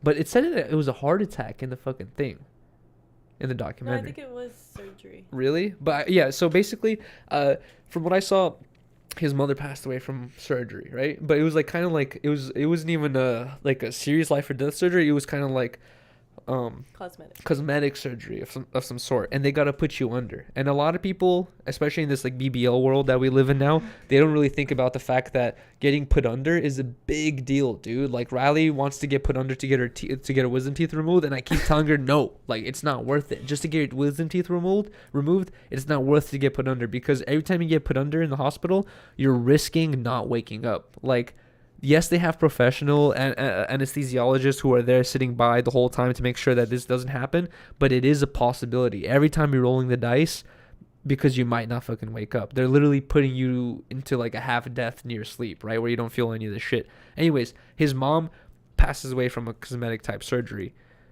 Kanye's always been known to speak up about stuff, right? That's what he does in his music. He speaks up about political rights, social rights, racial rights, all this stuff. You would expect Kanye to get on this thing of like kind of speaking against, you know, cosmetic surgery, or at least against getting cosmetic surgery on such a like whimsical level where you're just like, I just want to have a big ass, I just want to have a big tits. Like, it has to be a thing where you really got to get it done, right? He ends up marrying Kim Kardashian, which is kind of just like a giant advertisement for cosmetic surgery. And I was just telling Riley, I was like, that's kind of like a little bit of a hypocritical life choice, you know what I mean? Like, yeah, love is love, but you would expect the person who's like so outspoken about things he's passionate about to be outspoken about that, but he ends up marrying a person who promotes it. I thought that was really weird. I don't know if I'm wrong here on that. Yeah, I don't know. I really don't know how she died. That's what I'm saying, is like, that's what I heard, but I could be wrong here, you know? Mm-hmm. Anyways, that was my thoughts on that. Damn. And I don't want anyone to take that negatively. No, but it's just a thought. It's just a thought. A lot of thoughts. Yeah, some thoughts could be negative though. But that's I don't know. I just thought that was interesting, because Kim Kardashian is kind of like a giant advertisement for get plastic surgery. You're gonna look like the best. She doesn't really talk about it though. Does she deny it? I don't think she denies it. Because you know how celebrities deny it. She doesn't deny it. She says she doesn't have butt implants. No way. So that's denying it. She for sure has. She doesn't have implants, I don't think. She for sure got. I think she has a BBL. Okay. Oh, that's when they transfer fat, right? Mm-hmm. Bro, no. But I don't know. I have no idea what she has done. But she definitely has boobs. Plastic boobs. I don't know. That was my thoughts on that. But either way, that was all my topics I had listed. What about you? The last one I have is the H3 Jeff situation. Can you get into this while I use the bathroom? I really have to. Boo. I'll be able to hear you from the bathroom, but I really am. please get into the details of the. I don't have anything new. You're the one who did the extended research. No, I really didn't. Yeah, I was just re-listening to the situation, but I'll get into it. I'll get into it. Anywho, pretty much. Okay, so after the whole David Dobrik situation with Jeff fucking up his eye and speaking out saying he's not fucking with David Dobrik anymore, H3 was kind of reacting to the Jeff podcast, and during that podcast, Jeff's friend was like lifting weights in the background, and H3 was just like making fun of him, like lifting weights or whatever. But this guy, his name's Cody, he just got out of prison, I guess, and he ended up going over to Ethan Klein's house and was like stalking him outside of his house, taking videos, saying like, I don't know exactly what he was saying, but pretty much like, I'm coming for you, or like, I don't know, like pretty much just giving him threats. And I guess Ethan was going to interview Jeff, but decided obviously after all that shit happened, it wasn't safe for his family to continue the interview. But I thought it was just crazy that this fool came through, and I guess he's like lives in like this crazy gated community and shit. Yeah, he's rich as fuck. And was just like taking fucking videos and being wild. Yeah, if you guys know what Riley's talking about, or what we're talking about, it's basically like, H3 was reacting to a video over to what's his name, Jeff's podcast, and his homies in the background was like lifting weights and doing all that stuff, and he was just he wasn't even like roasting him too much. He was just commentating on it. And then he finds out that this fool pulled up to his house. But what's crazy is H3 finds out that he pulled up to his house before that podcast was even released. Like, H3 has been talking shit about Jeff. So I guess this fool was doing some like real homie shit, and just for Jeff was like pulling up to this fool's house saying like, I know where this fool lives, right? And I was just thinking like, what are you gonna do, bro? Like, are you gonna attack him? Like, are you gonna go to jail for your homie Jeff when you just got out of jail? First of all, yeah, exactly. That's not smart to be pulling up to somebody's a public figure's house, let alone. How'd you even get in the gated community? Once you just got out of jail. And also, like, he had posted on his social media, so whoever. That means the people at the gate are fucking not trustworthy. Well, also, I don't know. A lot of places, it's like, you would be surprised how easy it is to get in. It is easy to get in. But that fool posted on his social media, so whoever followed that fool's social media knows where Ethan lives now. I'm thinking that they're really rich. They're really rich. But they would live in like a fucking crazy kind of community where it'd be pretty strict to get into. You'd be surprised though, because like I've worked with my dad in the installation business, right? And we pulled up to tons of gated communities. A lot of times you pull up to the gate, you're like, hey, gotta do installation at apartment 127. They're like, all right, boom, they'll let you in. And then like you fucking just go in, and then like they don't even like check. Like there's been like maybe one or two situations where they're like let me go contact the owner, let me contact the apartment. But most of the times you tell them like you pull up in a truck or something like that, they're like, okay, looks legit. You know what I mean? They'll like fucking let you in. So I guess if you're sneaky enough, you can try to do some shit like that. But I don't know. Damn. That shit's scary. You know what else is funny is I feel like this has gone kind of unnoticed. H3 was supposed to have Fresh and Fit on their podcast. Yeah. This was really funny because H3 has been commentating on the Fresh and Fit shit. Fresh and Fit got upset. Fresh and Fit also saw the advertisement or like the free clout potential in having a discussion with H3. So they're like, yo, let's have the discussion. But H3 is like, okay, let's have the discussion, but I'm gonna have Hassan with me. And Hassan is like H3's like co-host for their other podcast. I forgot what it was called, the Leftovers, I guess. But Hassan is known to be an intelligent person who's very passionate, but he's not intelligent, but he's well spoken. You know what I mean? He's been wrong a lot of times. He was just recently wrong about the fucking Russia-Ukraine situation. You have to apologize for that. But Hassan is just known to be like a type of person where to prove him wrong, you really got to come with some hard-hitting facts and really got to prove him wrong, right? Even then, he might still not even take the L. He might fucking leave the conversation saying, still fuck you or you're an idiot or whatever, right? So Hassan is basically like a difficult person to debate. H3 is like, I'm gonna have Hassan on. Fresh and Fit dudes, it's Myron and Walter. All right, so it's Fresh. Myron and Walter, right? So Walter is the short fucking Fresh. is the Gary Coleman dude, right? And Myron is like the taller dude, right? So Myron and Walter were supposed to have this interview with H3.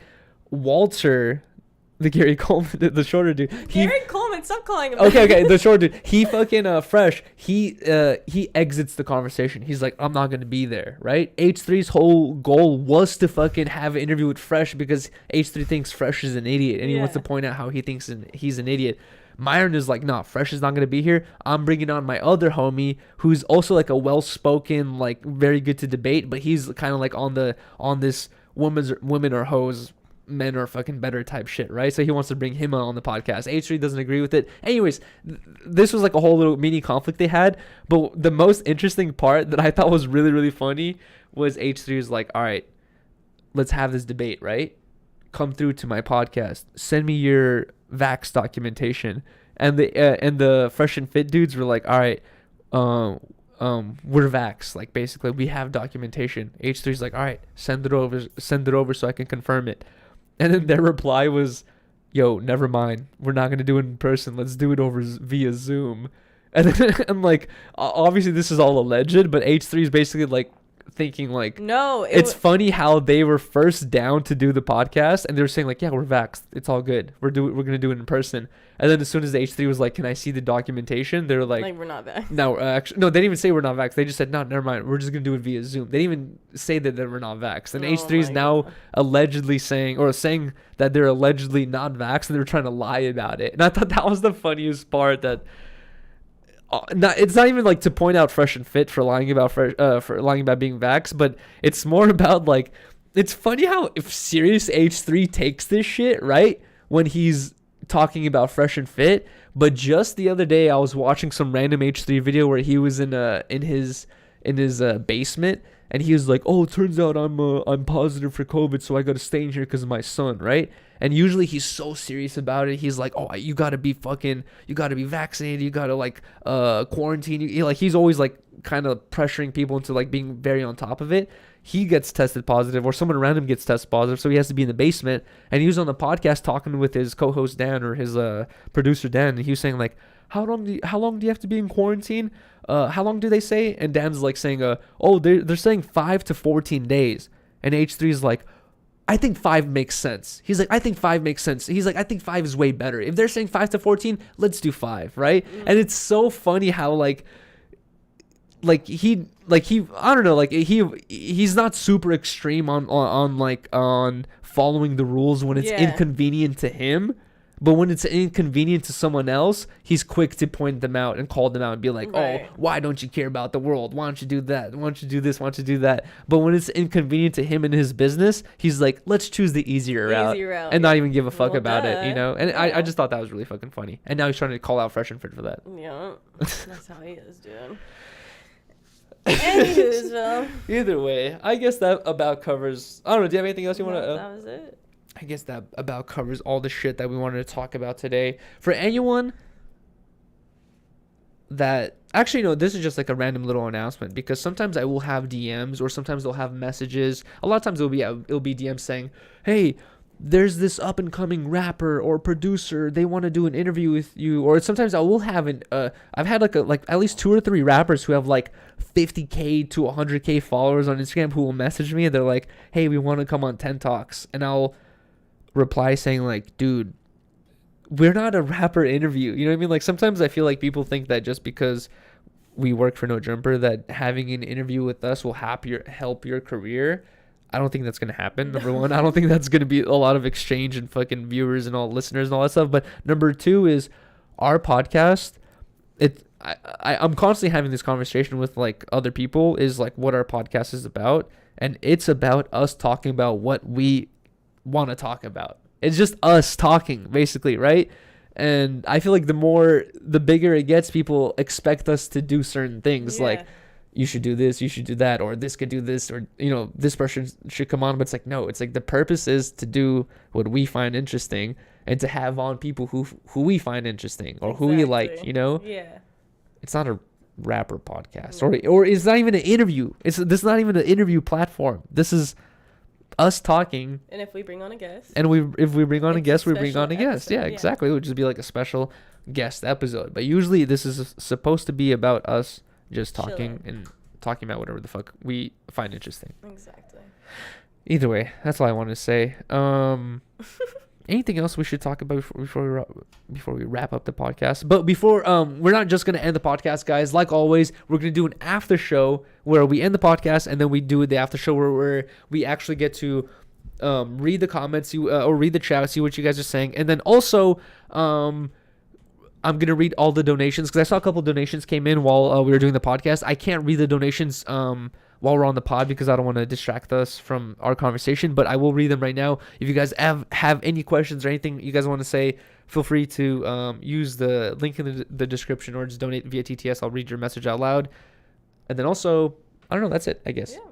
But either way, guys, please leave a like. Drop a comment. Drop a comment, not in the chat, but in the comment section. Say anything you want. Last time we asked for banana. This time say apricot. Sure. I don't know how to spell that, but write apricot in the comments just because it really helps grow the channel, spread the channel, keep you guys notified every time we post anything or whatever. Yes, drop a like, drop a comment, drop a subscribe. If you guys aren't subscribed already, 72-hour stream, not this upcoming weekend, but the next weekend, I'm pretty sure. 72-hour stream very soon once we hit 15K subscribers. Thank you guys so much for watching.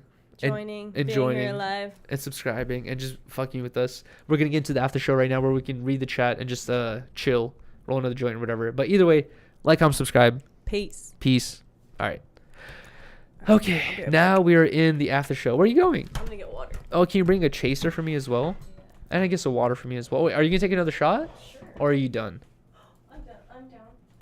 Are you done or are you down? Down. That's cold ass water. What? You spilled water? No, it's from the. Oh, Tito's. Apricot? Yeah, I don't know how you fucking spell apricot. I feel like I'm saying it wrong too. I definitely feel like I need some water as well. Oh my god. Also, guys, if you're reading the chat, change it to live chat. For some reason, YouTube has this top chat app option, which is freaking terrible. It I guess they think they can choose like the better comments for you to read, but no. This is way better. Bro, I honestly, what do you guys think about the lighting situation? I feel like we finally have the lighting figured out where we have the background lit up, we have the table lit up, you guys can see everything that's on the shelf. It's not too bright. What do you guys think about the lighting situation? It might be weird on this a monitor because it's a terrible cheap monitor that I found in the trash can, but do you guys think that the lighting is finally set up perfectly? Because usually Riley says she looks too white, the background is blown out where you guys can't see anything on the shelves, or the table looks too white. I think we finally have it set up perfectly. Lighting is bright and clean. Yes, thank you guys so much. We finally have it set up, bro. Oh my god, that took forever. All it took was fucking 8.8 out of 10 lighting. Okay, I think the next thing we need is more space. Use a picture of the OSS store in the background. That'd be interesting. We could do that. We could literally switch right now. Actually, you know what? Let's go into the after show a screen. Where is it? Right there. Boom. Yes. All right. Someone said, one of the comments on the last podcast was like, yo, you need to... Yes, you fixed the white balance. There you go. One of the comments on the last podcast was like, yo, you need a better distinction between the after show and the actual show. And I feel like this is such a good distinction. It turns to space. And then also you get to see the chat on screen. And also we literally announce it every single time. It's not just a sudden thing. Lost in space. Exactly. Like all of our brains are.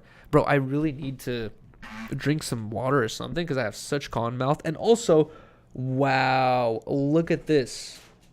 You never finished your shot. What? Look at this. You drank half of it. No, I drank most of it. No, look how much is left. I could swish it. I can literally spill this on the table. You better finish this. You are a cheater. Wait, did you bring a chaser with you? I have Coke. You have it with you? Yay, okay. And you brought Ruffles?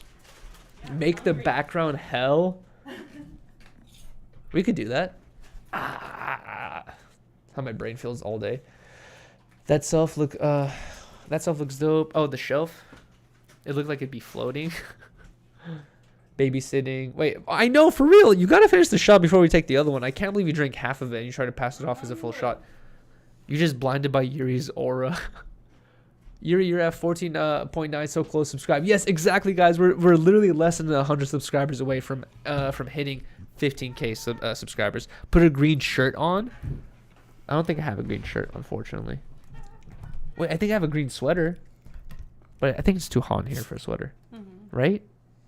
Well, let me see if it works. While you pour these shots, It's warm in here. It's definitely warm in here. Should I turn the heater up?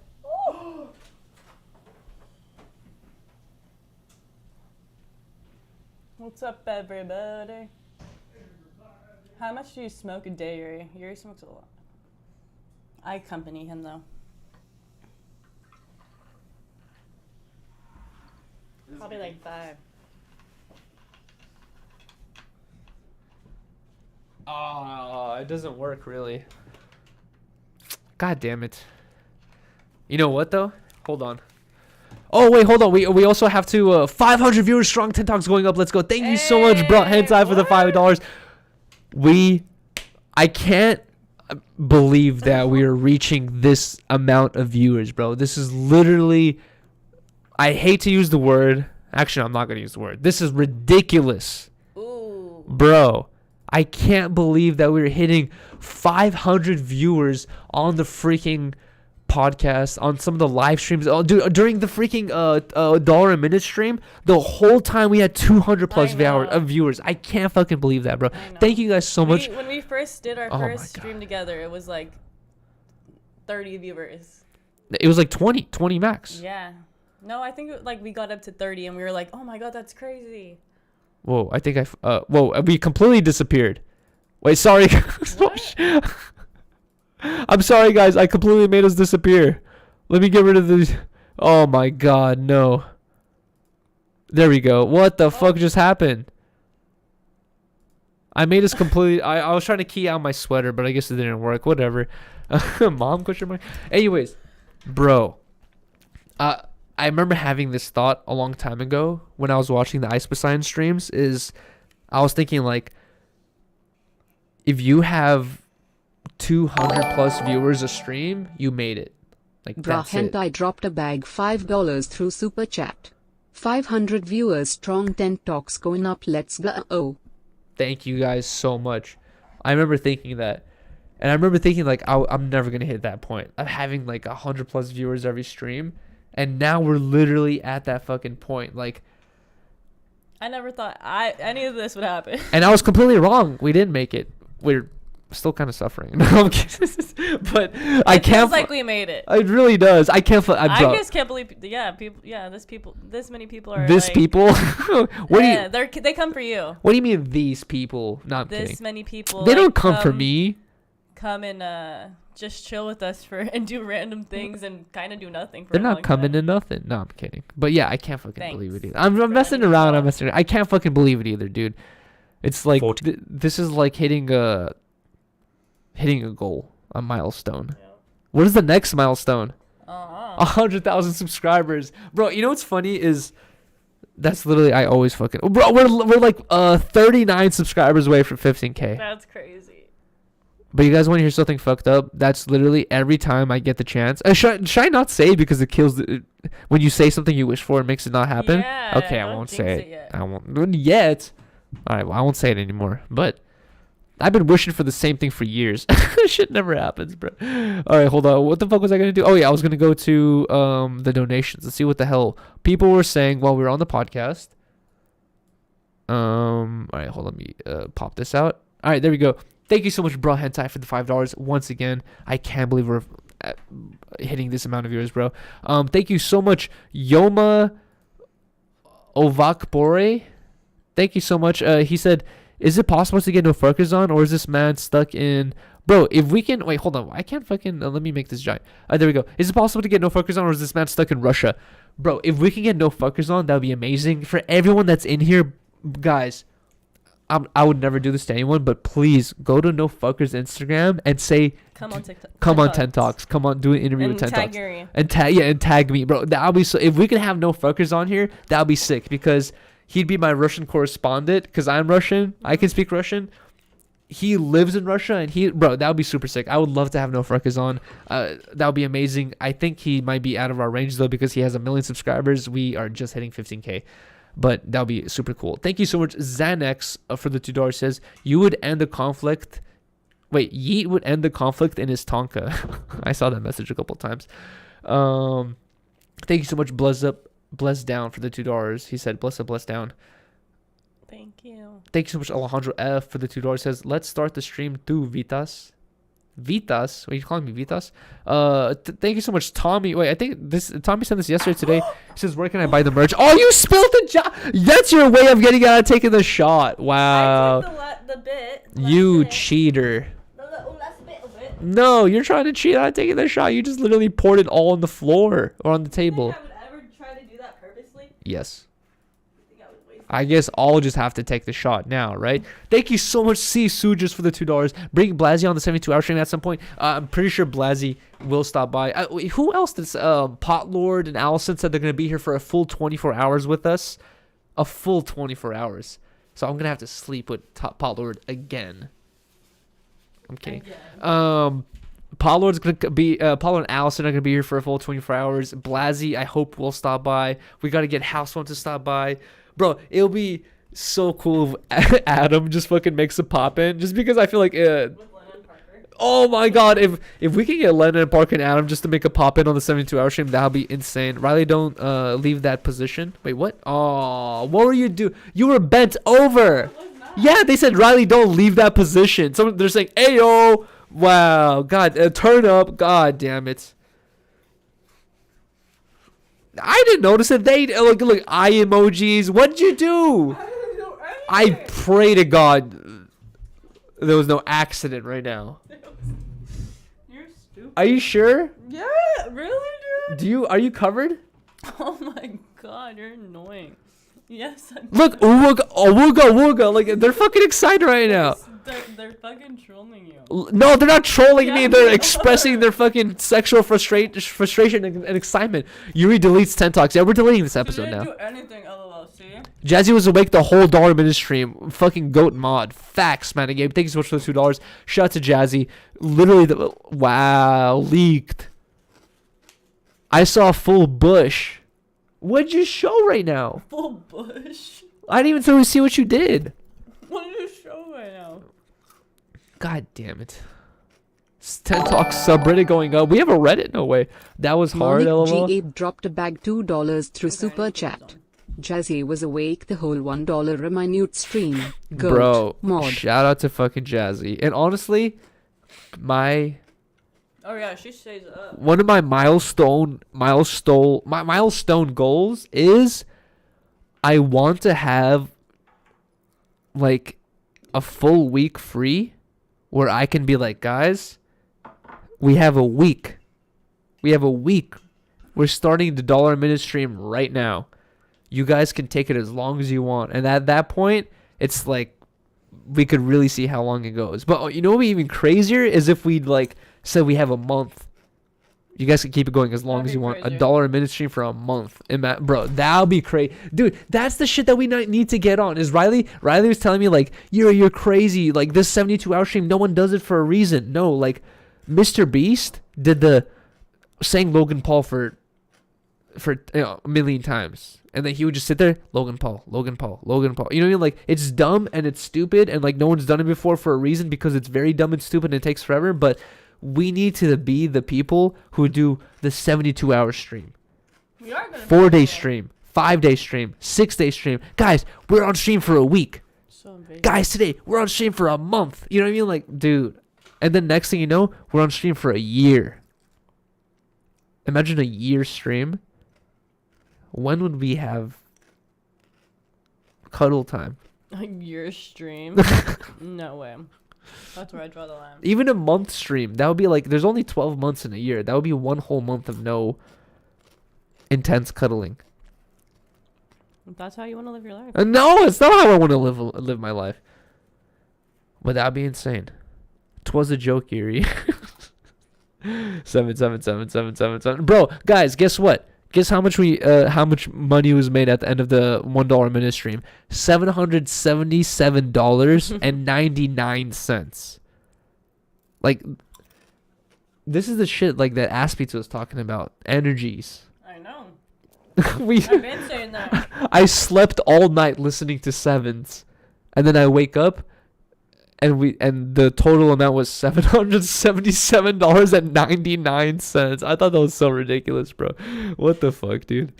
Holy shit. Yo, what's good, everyone? I'm late, but I'm here. Hope everyone's having a good one. Shout out to Crip Stream Jesus. Yo, Crip Stream Jesus, I'm sorry to tell you, but Crip Jesus recently stopped by the office. I took a video of him. I'm gonna post it on Instagram tomorrow. When someone donated 777, bro, that was all the time. Okay, are we gonna take these shots? Yeah. And then we're gonna roll one more joint, smoke this joint, and then I think we're gonna end the stream right there. Starving. What are we gonna do? Steak? No, they're all Chicken. frozen. Chicken? Is it thawed? What are we gonna do with it? I don't know yet. Oh, okay. We'll figure it out. Figure it out. A little bit of straighten. Okay, this shot is to.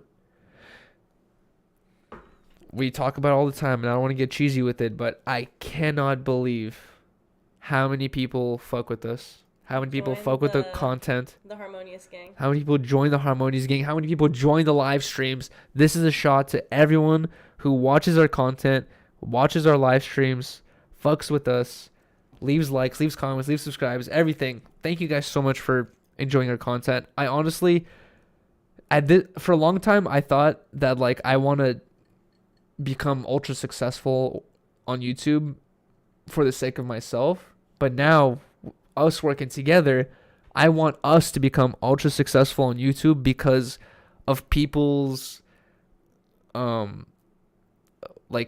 it called? What's the word for it? People's confidence in us. Like I constantly have messages where people say like I fuck with you guys, like I want you guys to blow up, or I want you guys to take this. Like there's so many people who like believe in us that I wanna take it to that level just for the sake of them being right, or just for them like kind of like I want us to be right. or just to them be like I've been fucking with them, like I knew this was gonna happen or whatever, or something like I don't know. It's for To- all of us. To everyone, Cheers. who fuck with Couldn't us. do without y'all. Let's go.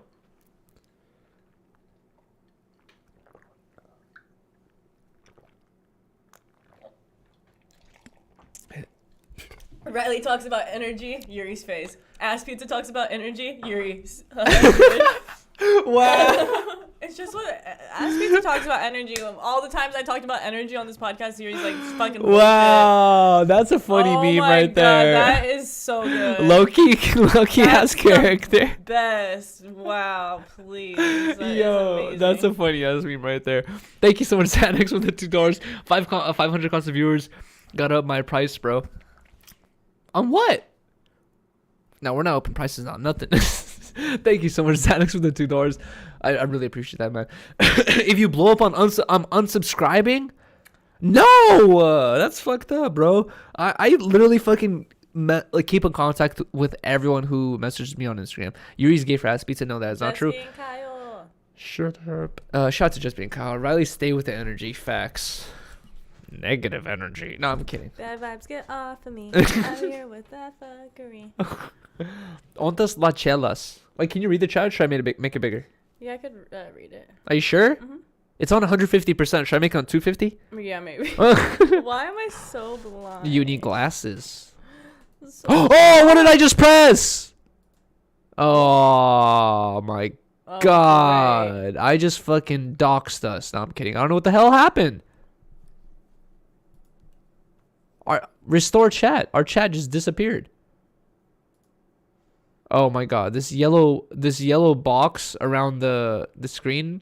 I don't know why that's there, but I don't think that's good. Oh no.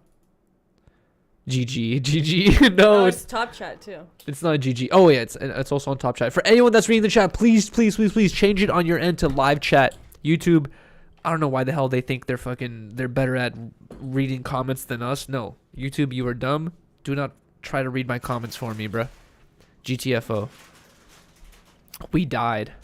I know the chat literally just disappeared. I'm just saying $700 is worth it for how long you stayed up. Thank you so much, Xanax. I really appreciate that, bro. Honestly, this is a conversation I always have with Riley where sometimes like sometimes like during some of those streams, such as the dollar a minute streams, where it ends up being something like that, where we make like $700 in one stream, bro. Like, I don't know why it is, bro. It's like it's almost like fucking like survivor's guilt type shit, where it's like I feel bad for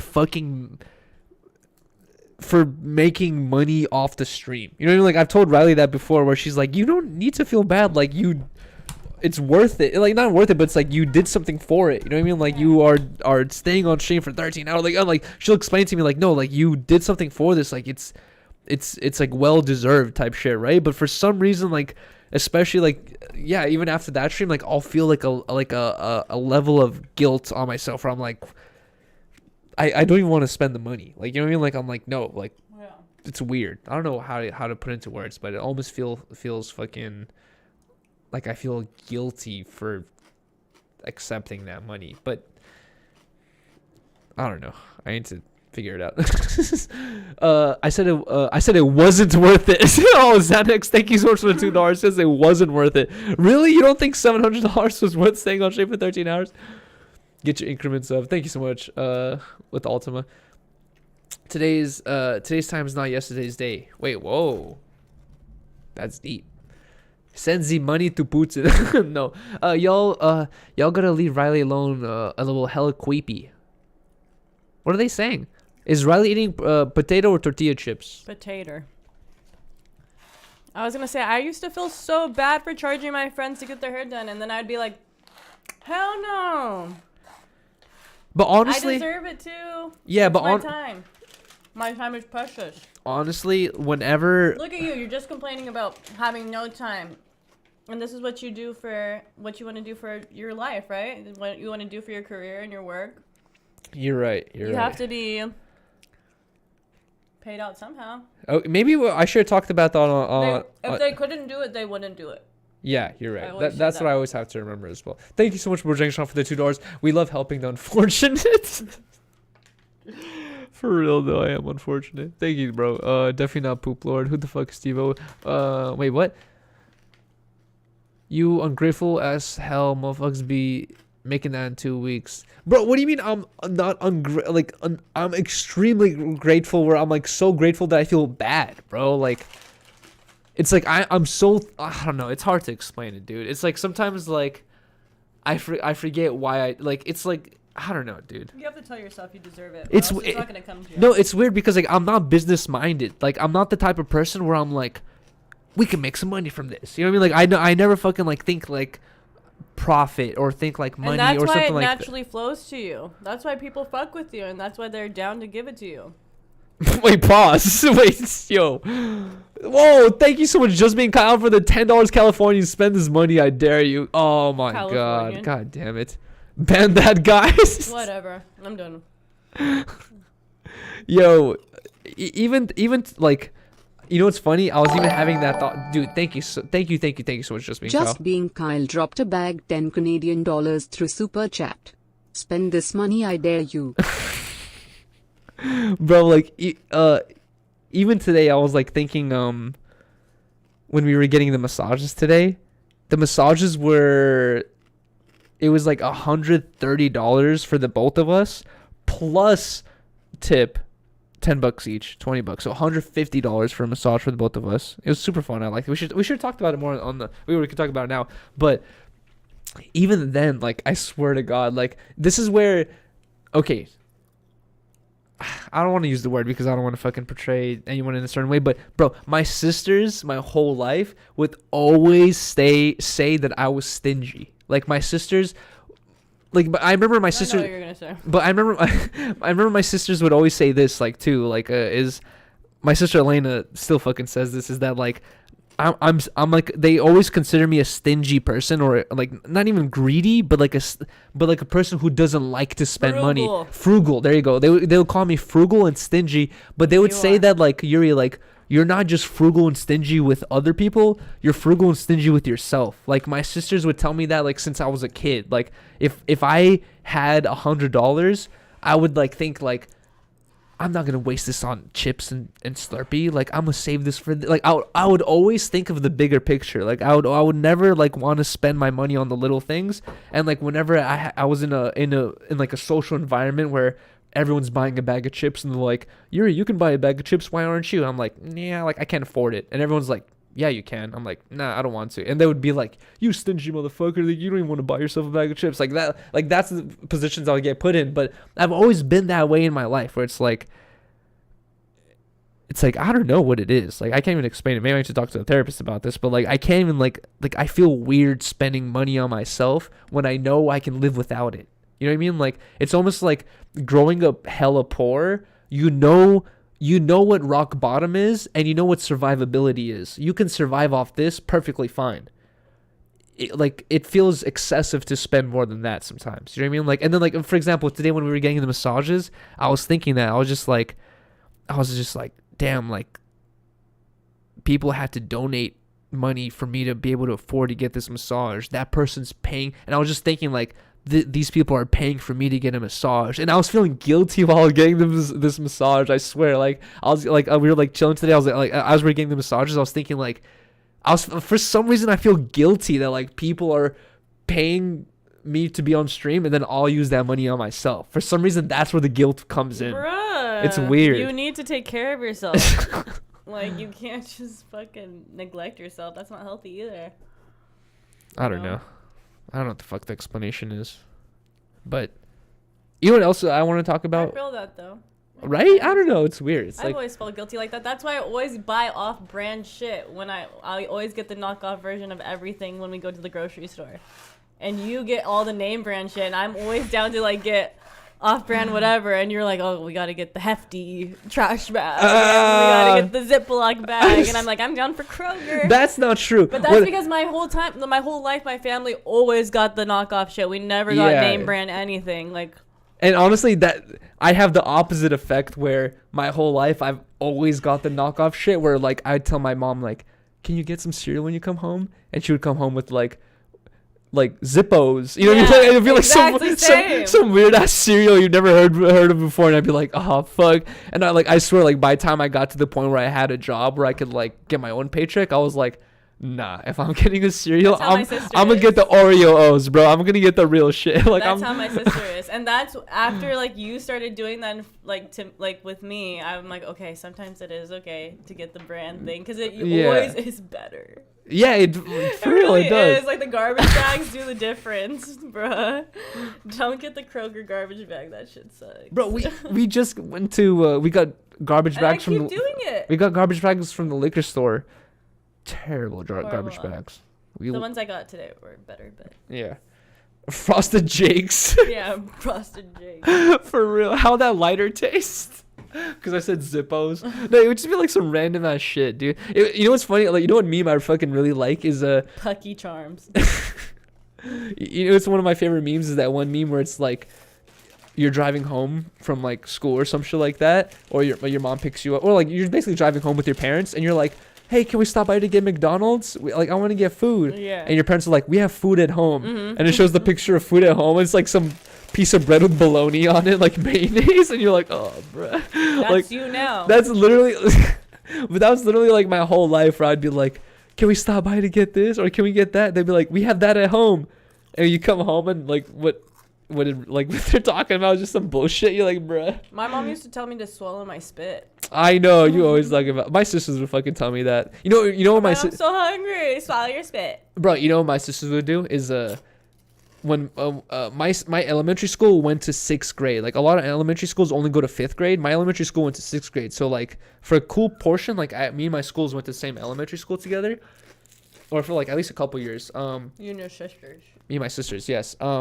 We would when we would come home from school, like they would be old enough to walk home from school, so I'd walk with them, and we would always like rush home from school to see who to kind of like race to who could play the Nintendo 64 first, right?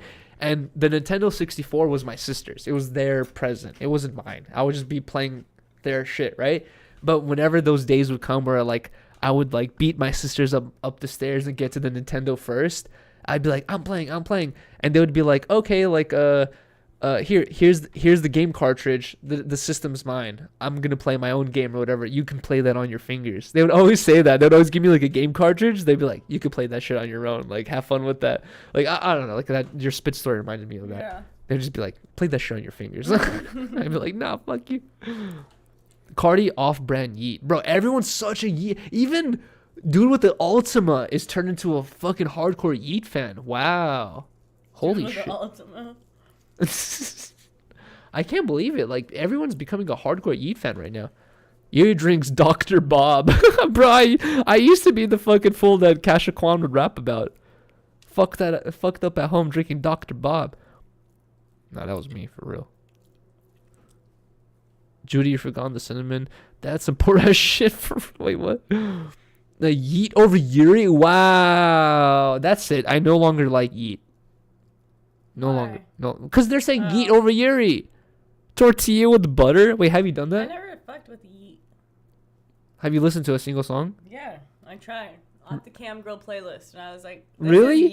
Yeet? This is what everybody's hyped about? Wait, when did you try to listen? We never listened to Yeet together. Yeah. Well, I've tried to play it a couple of times. By yourself in the car? No. With you in the car, I think. No. Yeah. We've never tried to listen to Yeet together. I think I've tried to play it. By yourself when you're driving? And like, what, you just didn't fuck with it? I didn't like it. That's honestly, I would love to set up a camera, not like a secret camera, but like I would love to set up like a vlog camera of Riley driving around by herself, because in the morning, whenever Riley's like, hey babe, I'm gonna go to the liquor store, like I'm gonna go to Target in the morning. Riley would be like, I'm gonna go to Target in the morning. I'd be like, okay. Riley goes to Target in the morning, and then later that day we have to take the car somewhere. I'll turn in the car, and then like as soon as the radio turns on, it's just like fucking max volume, like 99 plus, and I'm just like, what the fuck were you doing, dude? I was like, how hard were you vibing, bro? Like that you're blasting music this loud.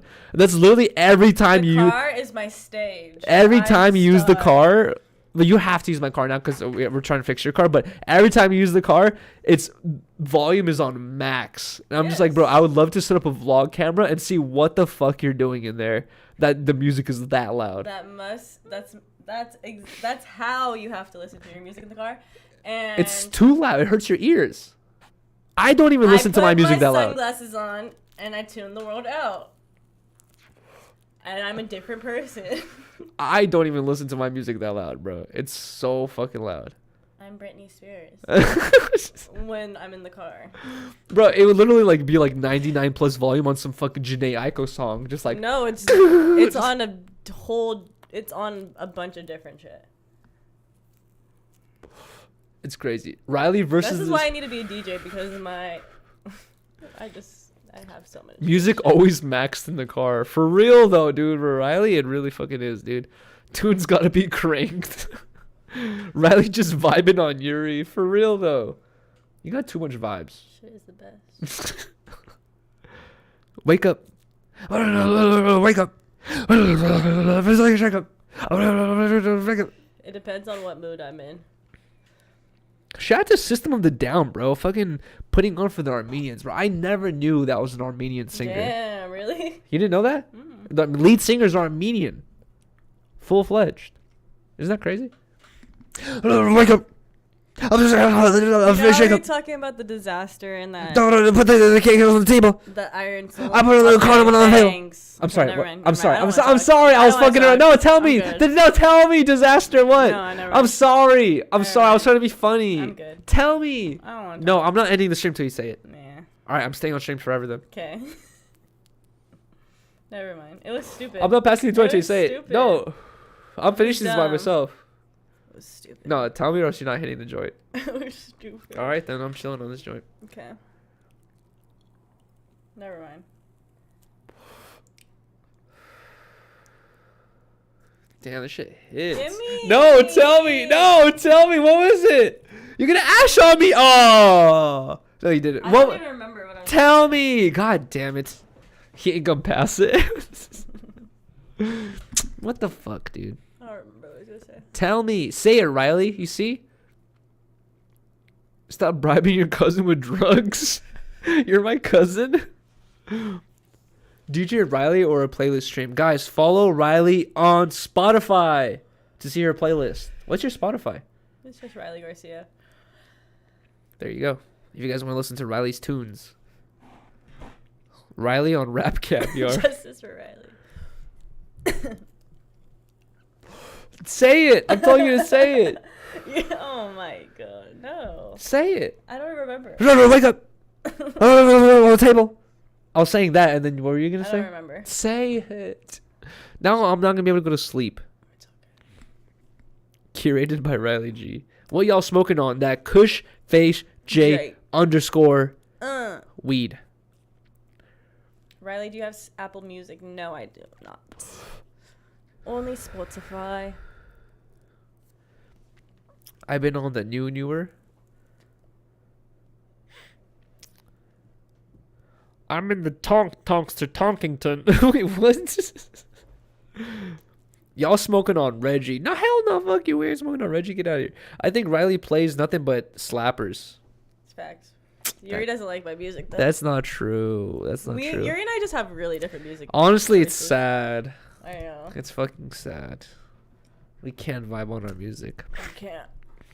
No, I like some of the shit you play. I like some of the shit you play, and we like some of the same stuff together. But the other day, I was trying to get on some '90s classic rock, like not even classic rock, like some '90s pop rock vibe, right? And then Riley was like, "Oh, I see what you're trying to play. Let me play my same early 2000s pop rock vibe." And I quickly realized that our ideas of pop rock music that we like are so different. Every song that you were putting on, I was like, love. But then they remind me of my movies that I love. What? They remind me of the movies. Oh, because they're from the movies. Mm-hmm. But then I'm sure that every song I was putting on, you were like, No, I like those songs. But it was like the thing that you don't even realize was like after you went back to your vibe and you were shuffling it, they were playing the same artists that I was playing. They were just different songs. They were just different songs. Really? They were the same artist though? Yeah. Oh, okay. So, I just like the more upbeat, like, shit. That blew like Osama. Yeah, there was an explosion outside of our window right now. I don't know what the fuck that was. You're smoking on Maui Wowie. No, we're smoking on that Lottie Biscotti. That Lottie Biscotti we stole from the office has been lasting us infinity, basically. This jar is never ending. No, I'm kidding. What's the P.O. box? I want you to send some gear. Thank you so much, Hughes. Oh, we didn't talk about the P.O. box. Guys, Riley and I, for the podcast, we have a P.O. box. It's a public P.O. box. We pay like $55 a month for this shit. Oh, for every 3 months to have this shit open. But we have this P.O. box open. The link, not the link, but the P.O. box address is in the description. It's 3183 North Hollywood, 91609, California.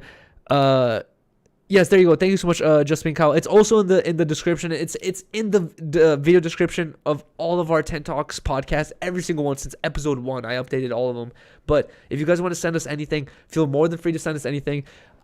We blew it, and we completely forgot to go to the P.O. box on Friday, and we could not get the shit out of it. But for the next episode of 10 Talks, which we 100% should be having a guest on, either Hesh, T-Rel, or someone else. We're going to have a guest on the next episode. Maybe Trevor, even if he's free. Yeah. We're going to have a guest on the next episode for sure, and we'll be opening up all the P.O. boxes then. Maybe we should go to the P.O. box first. If we have a lot of stuff, we should have Trevor on so we could like open up hella packages in front of him and not give him anything. Oh my god, wow. The saga continues. That sounds like a good idea. Also need some merch. Thank you so much, DJ. But yes, guys, we open up any package that we get in the PO box, and it's usually every Sunday. But this Friday we freaking forgot, bro. Like around 6 p.m. Friday, I was like, God damn it, I forgot. And unfortunately, the PO box that we chose to use, which is far away, it is open on Saturday, Sunday, but it doesn't have any people you can talk to, and some of the packages I have to get, I have to talk to the people in the front, so I have to do it on Friday. I will unsub if you have Trev on. Wow, man, in game. That's a real fan right there. I'll unsub if the next guest isn't Yeet. How the fuck do you want me to have Yeet on, bro? I don't even like his music. Yeah, we don't even like his music. How the fuck is he gonna come on our podcast for his first interview ever? Have a thumb war with Trevor? Damn, that'd be interesting. Yes, sir. I'll review. Send them and I'll review them on stream. Yes, exactly. Moody. You don't like his music? Unsub. No, I like his music. I love Yeet. We slap Yeet every day. That one song where he goes, so good. So good. Where he goes, hey, or Quality shit. yeah, that shit's so good. I love it. L for not liking Yeet. No, we both love Yeet over here. What are you talking about? Why y'all mad at Yeet? No, we're not mad at Yeet. No one's mad at Yeet. We oh god damn it, people aren't subscribing. No, we love Yeet. Yeet fans over here, guys. The Bitcoin is coming in, low is coming in soon. Oh my god, look out for 28K.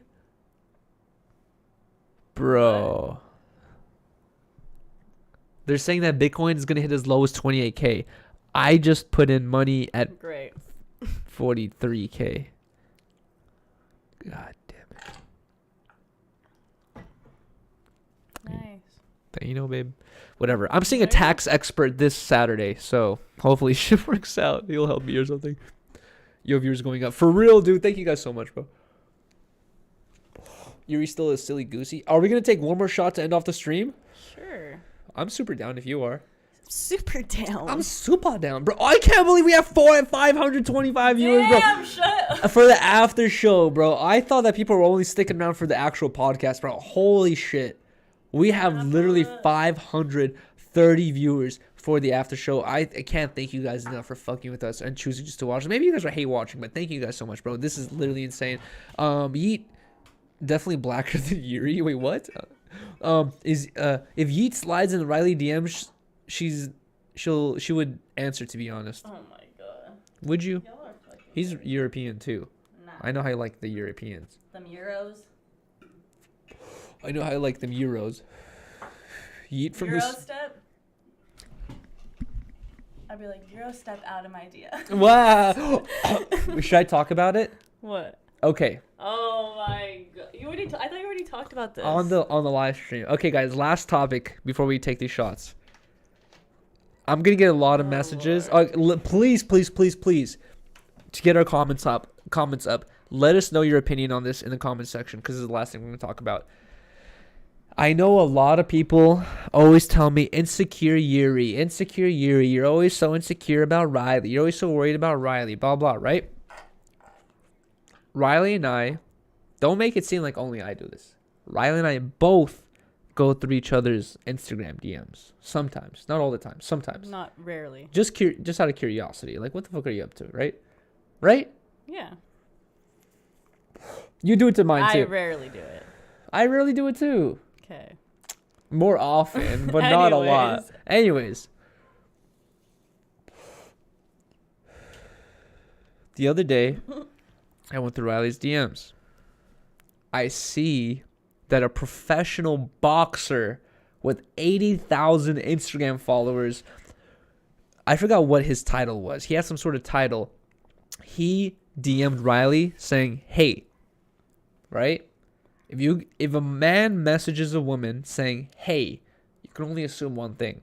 If you're trying to come on the podcast, you're trying to work together, you're trying to do anything, express your full thoughts, especially if you're a grown man at the age that he is, right? He just said, hey.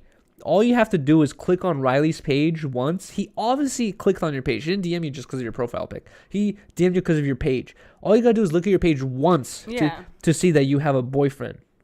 Me. Right? He DM'd you, hey. I saw this message. I replied back saying, I did not reply or open this DM yes, at all. Yes. Fucking say that, because they're thinking I'm talking to No, the no, Riley was talking. This is an unopened message that Riley was like, yeah, I just ignored it. I opened it, and I was like, fuck off, basically. And he was just like, he thought he was talking to Riley. He's like, who do you think you are? I'm a professional boxer who has pay-per-view views. You're just an Instagram model. Who do you think you are?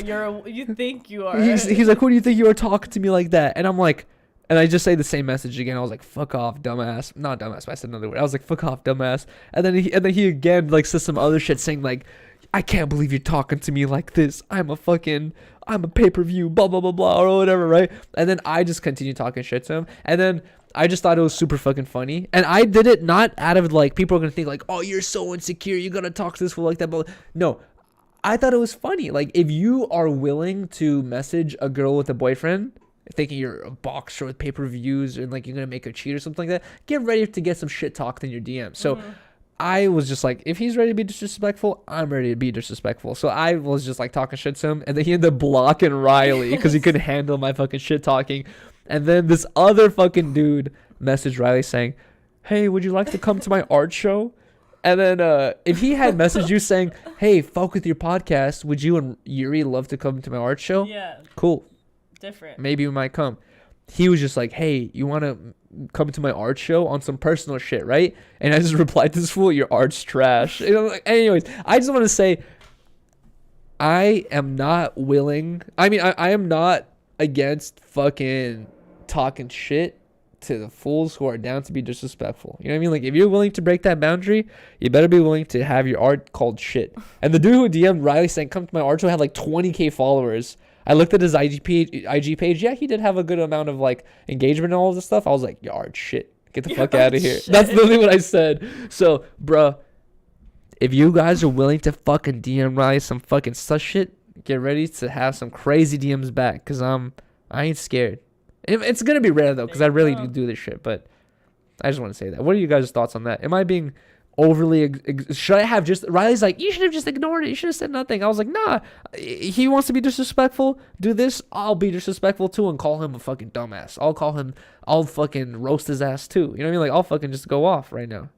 And it's not like I'm like all heated about it, thinking like, oh my god, I can't believe this guy did this. I'm like, all right, I'm just gonna have fun with it. I think of it as enjoyment. Like, it's just like fun.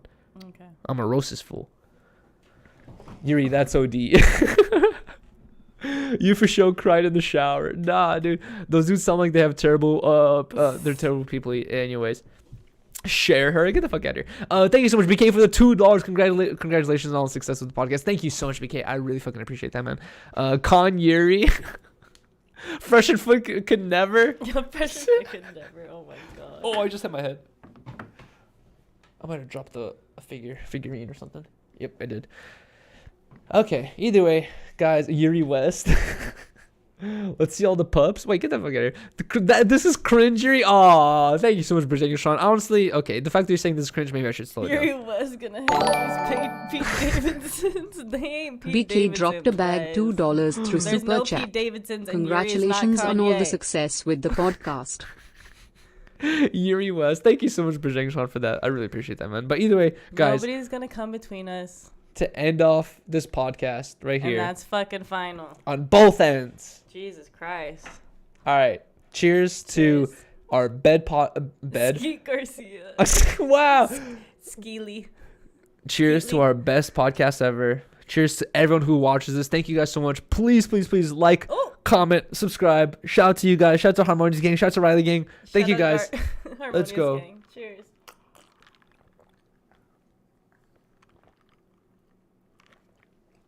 Yuri Davidson. All right, guys. Have a good rest of your Sunday.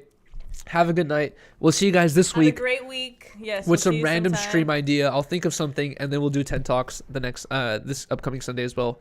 Thank you guys so much. Peace. Peace.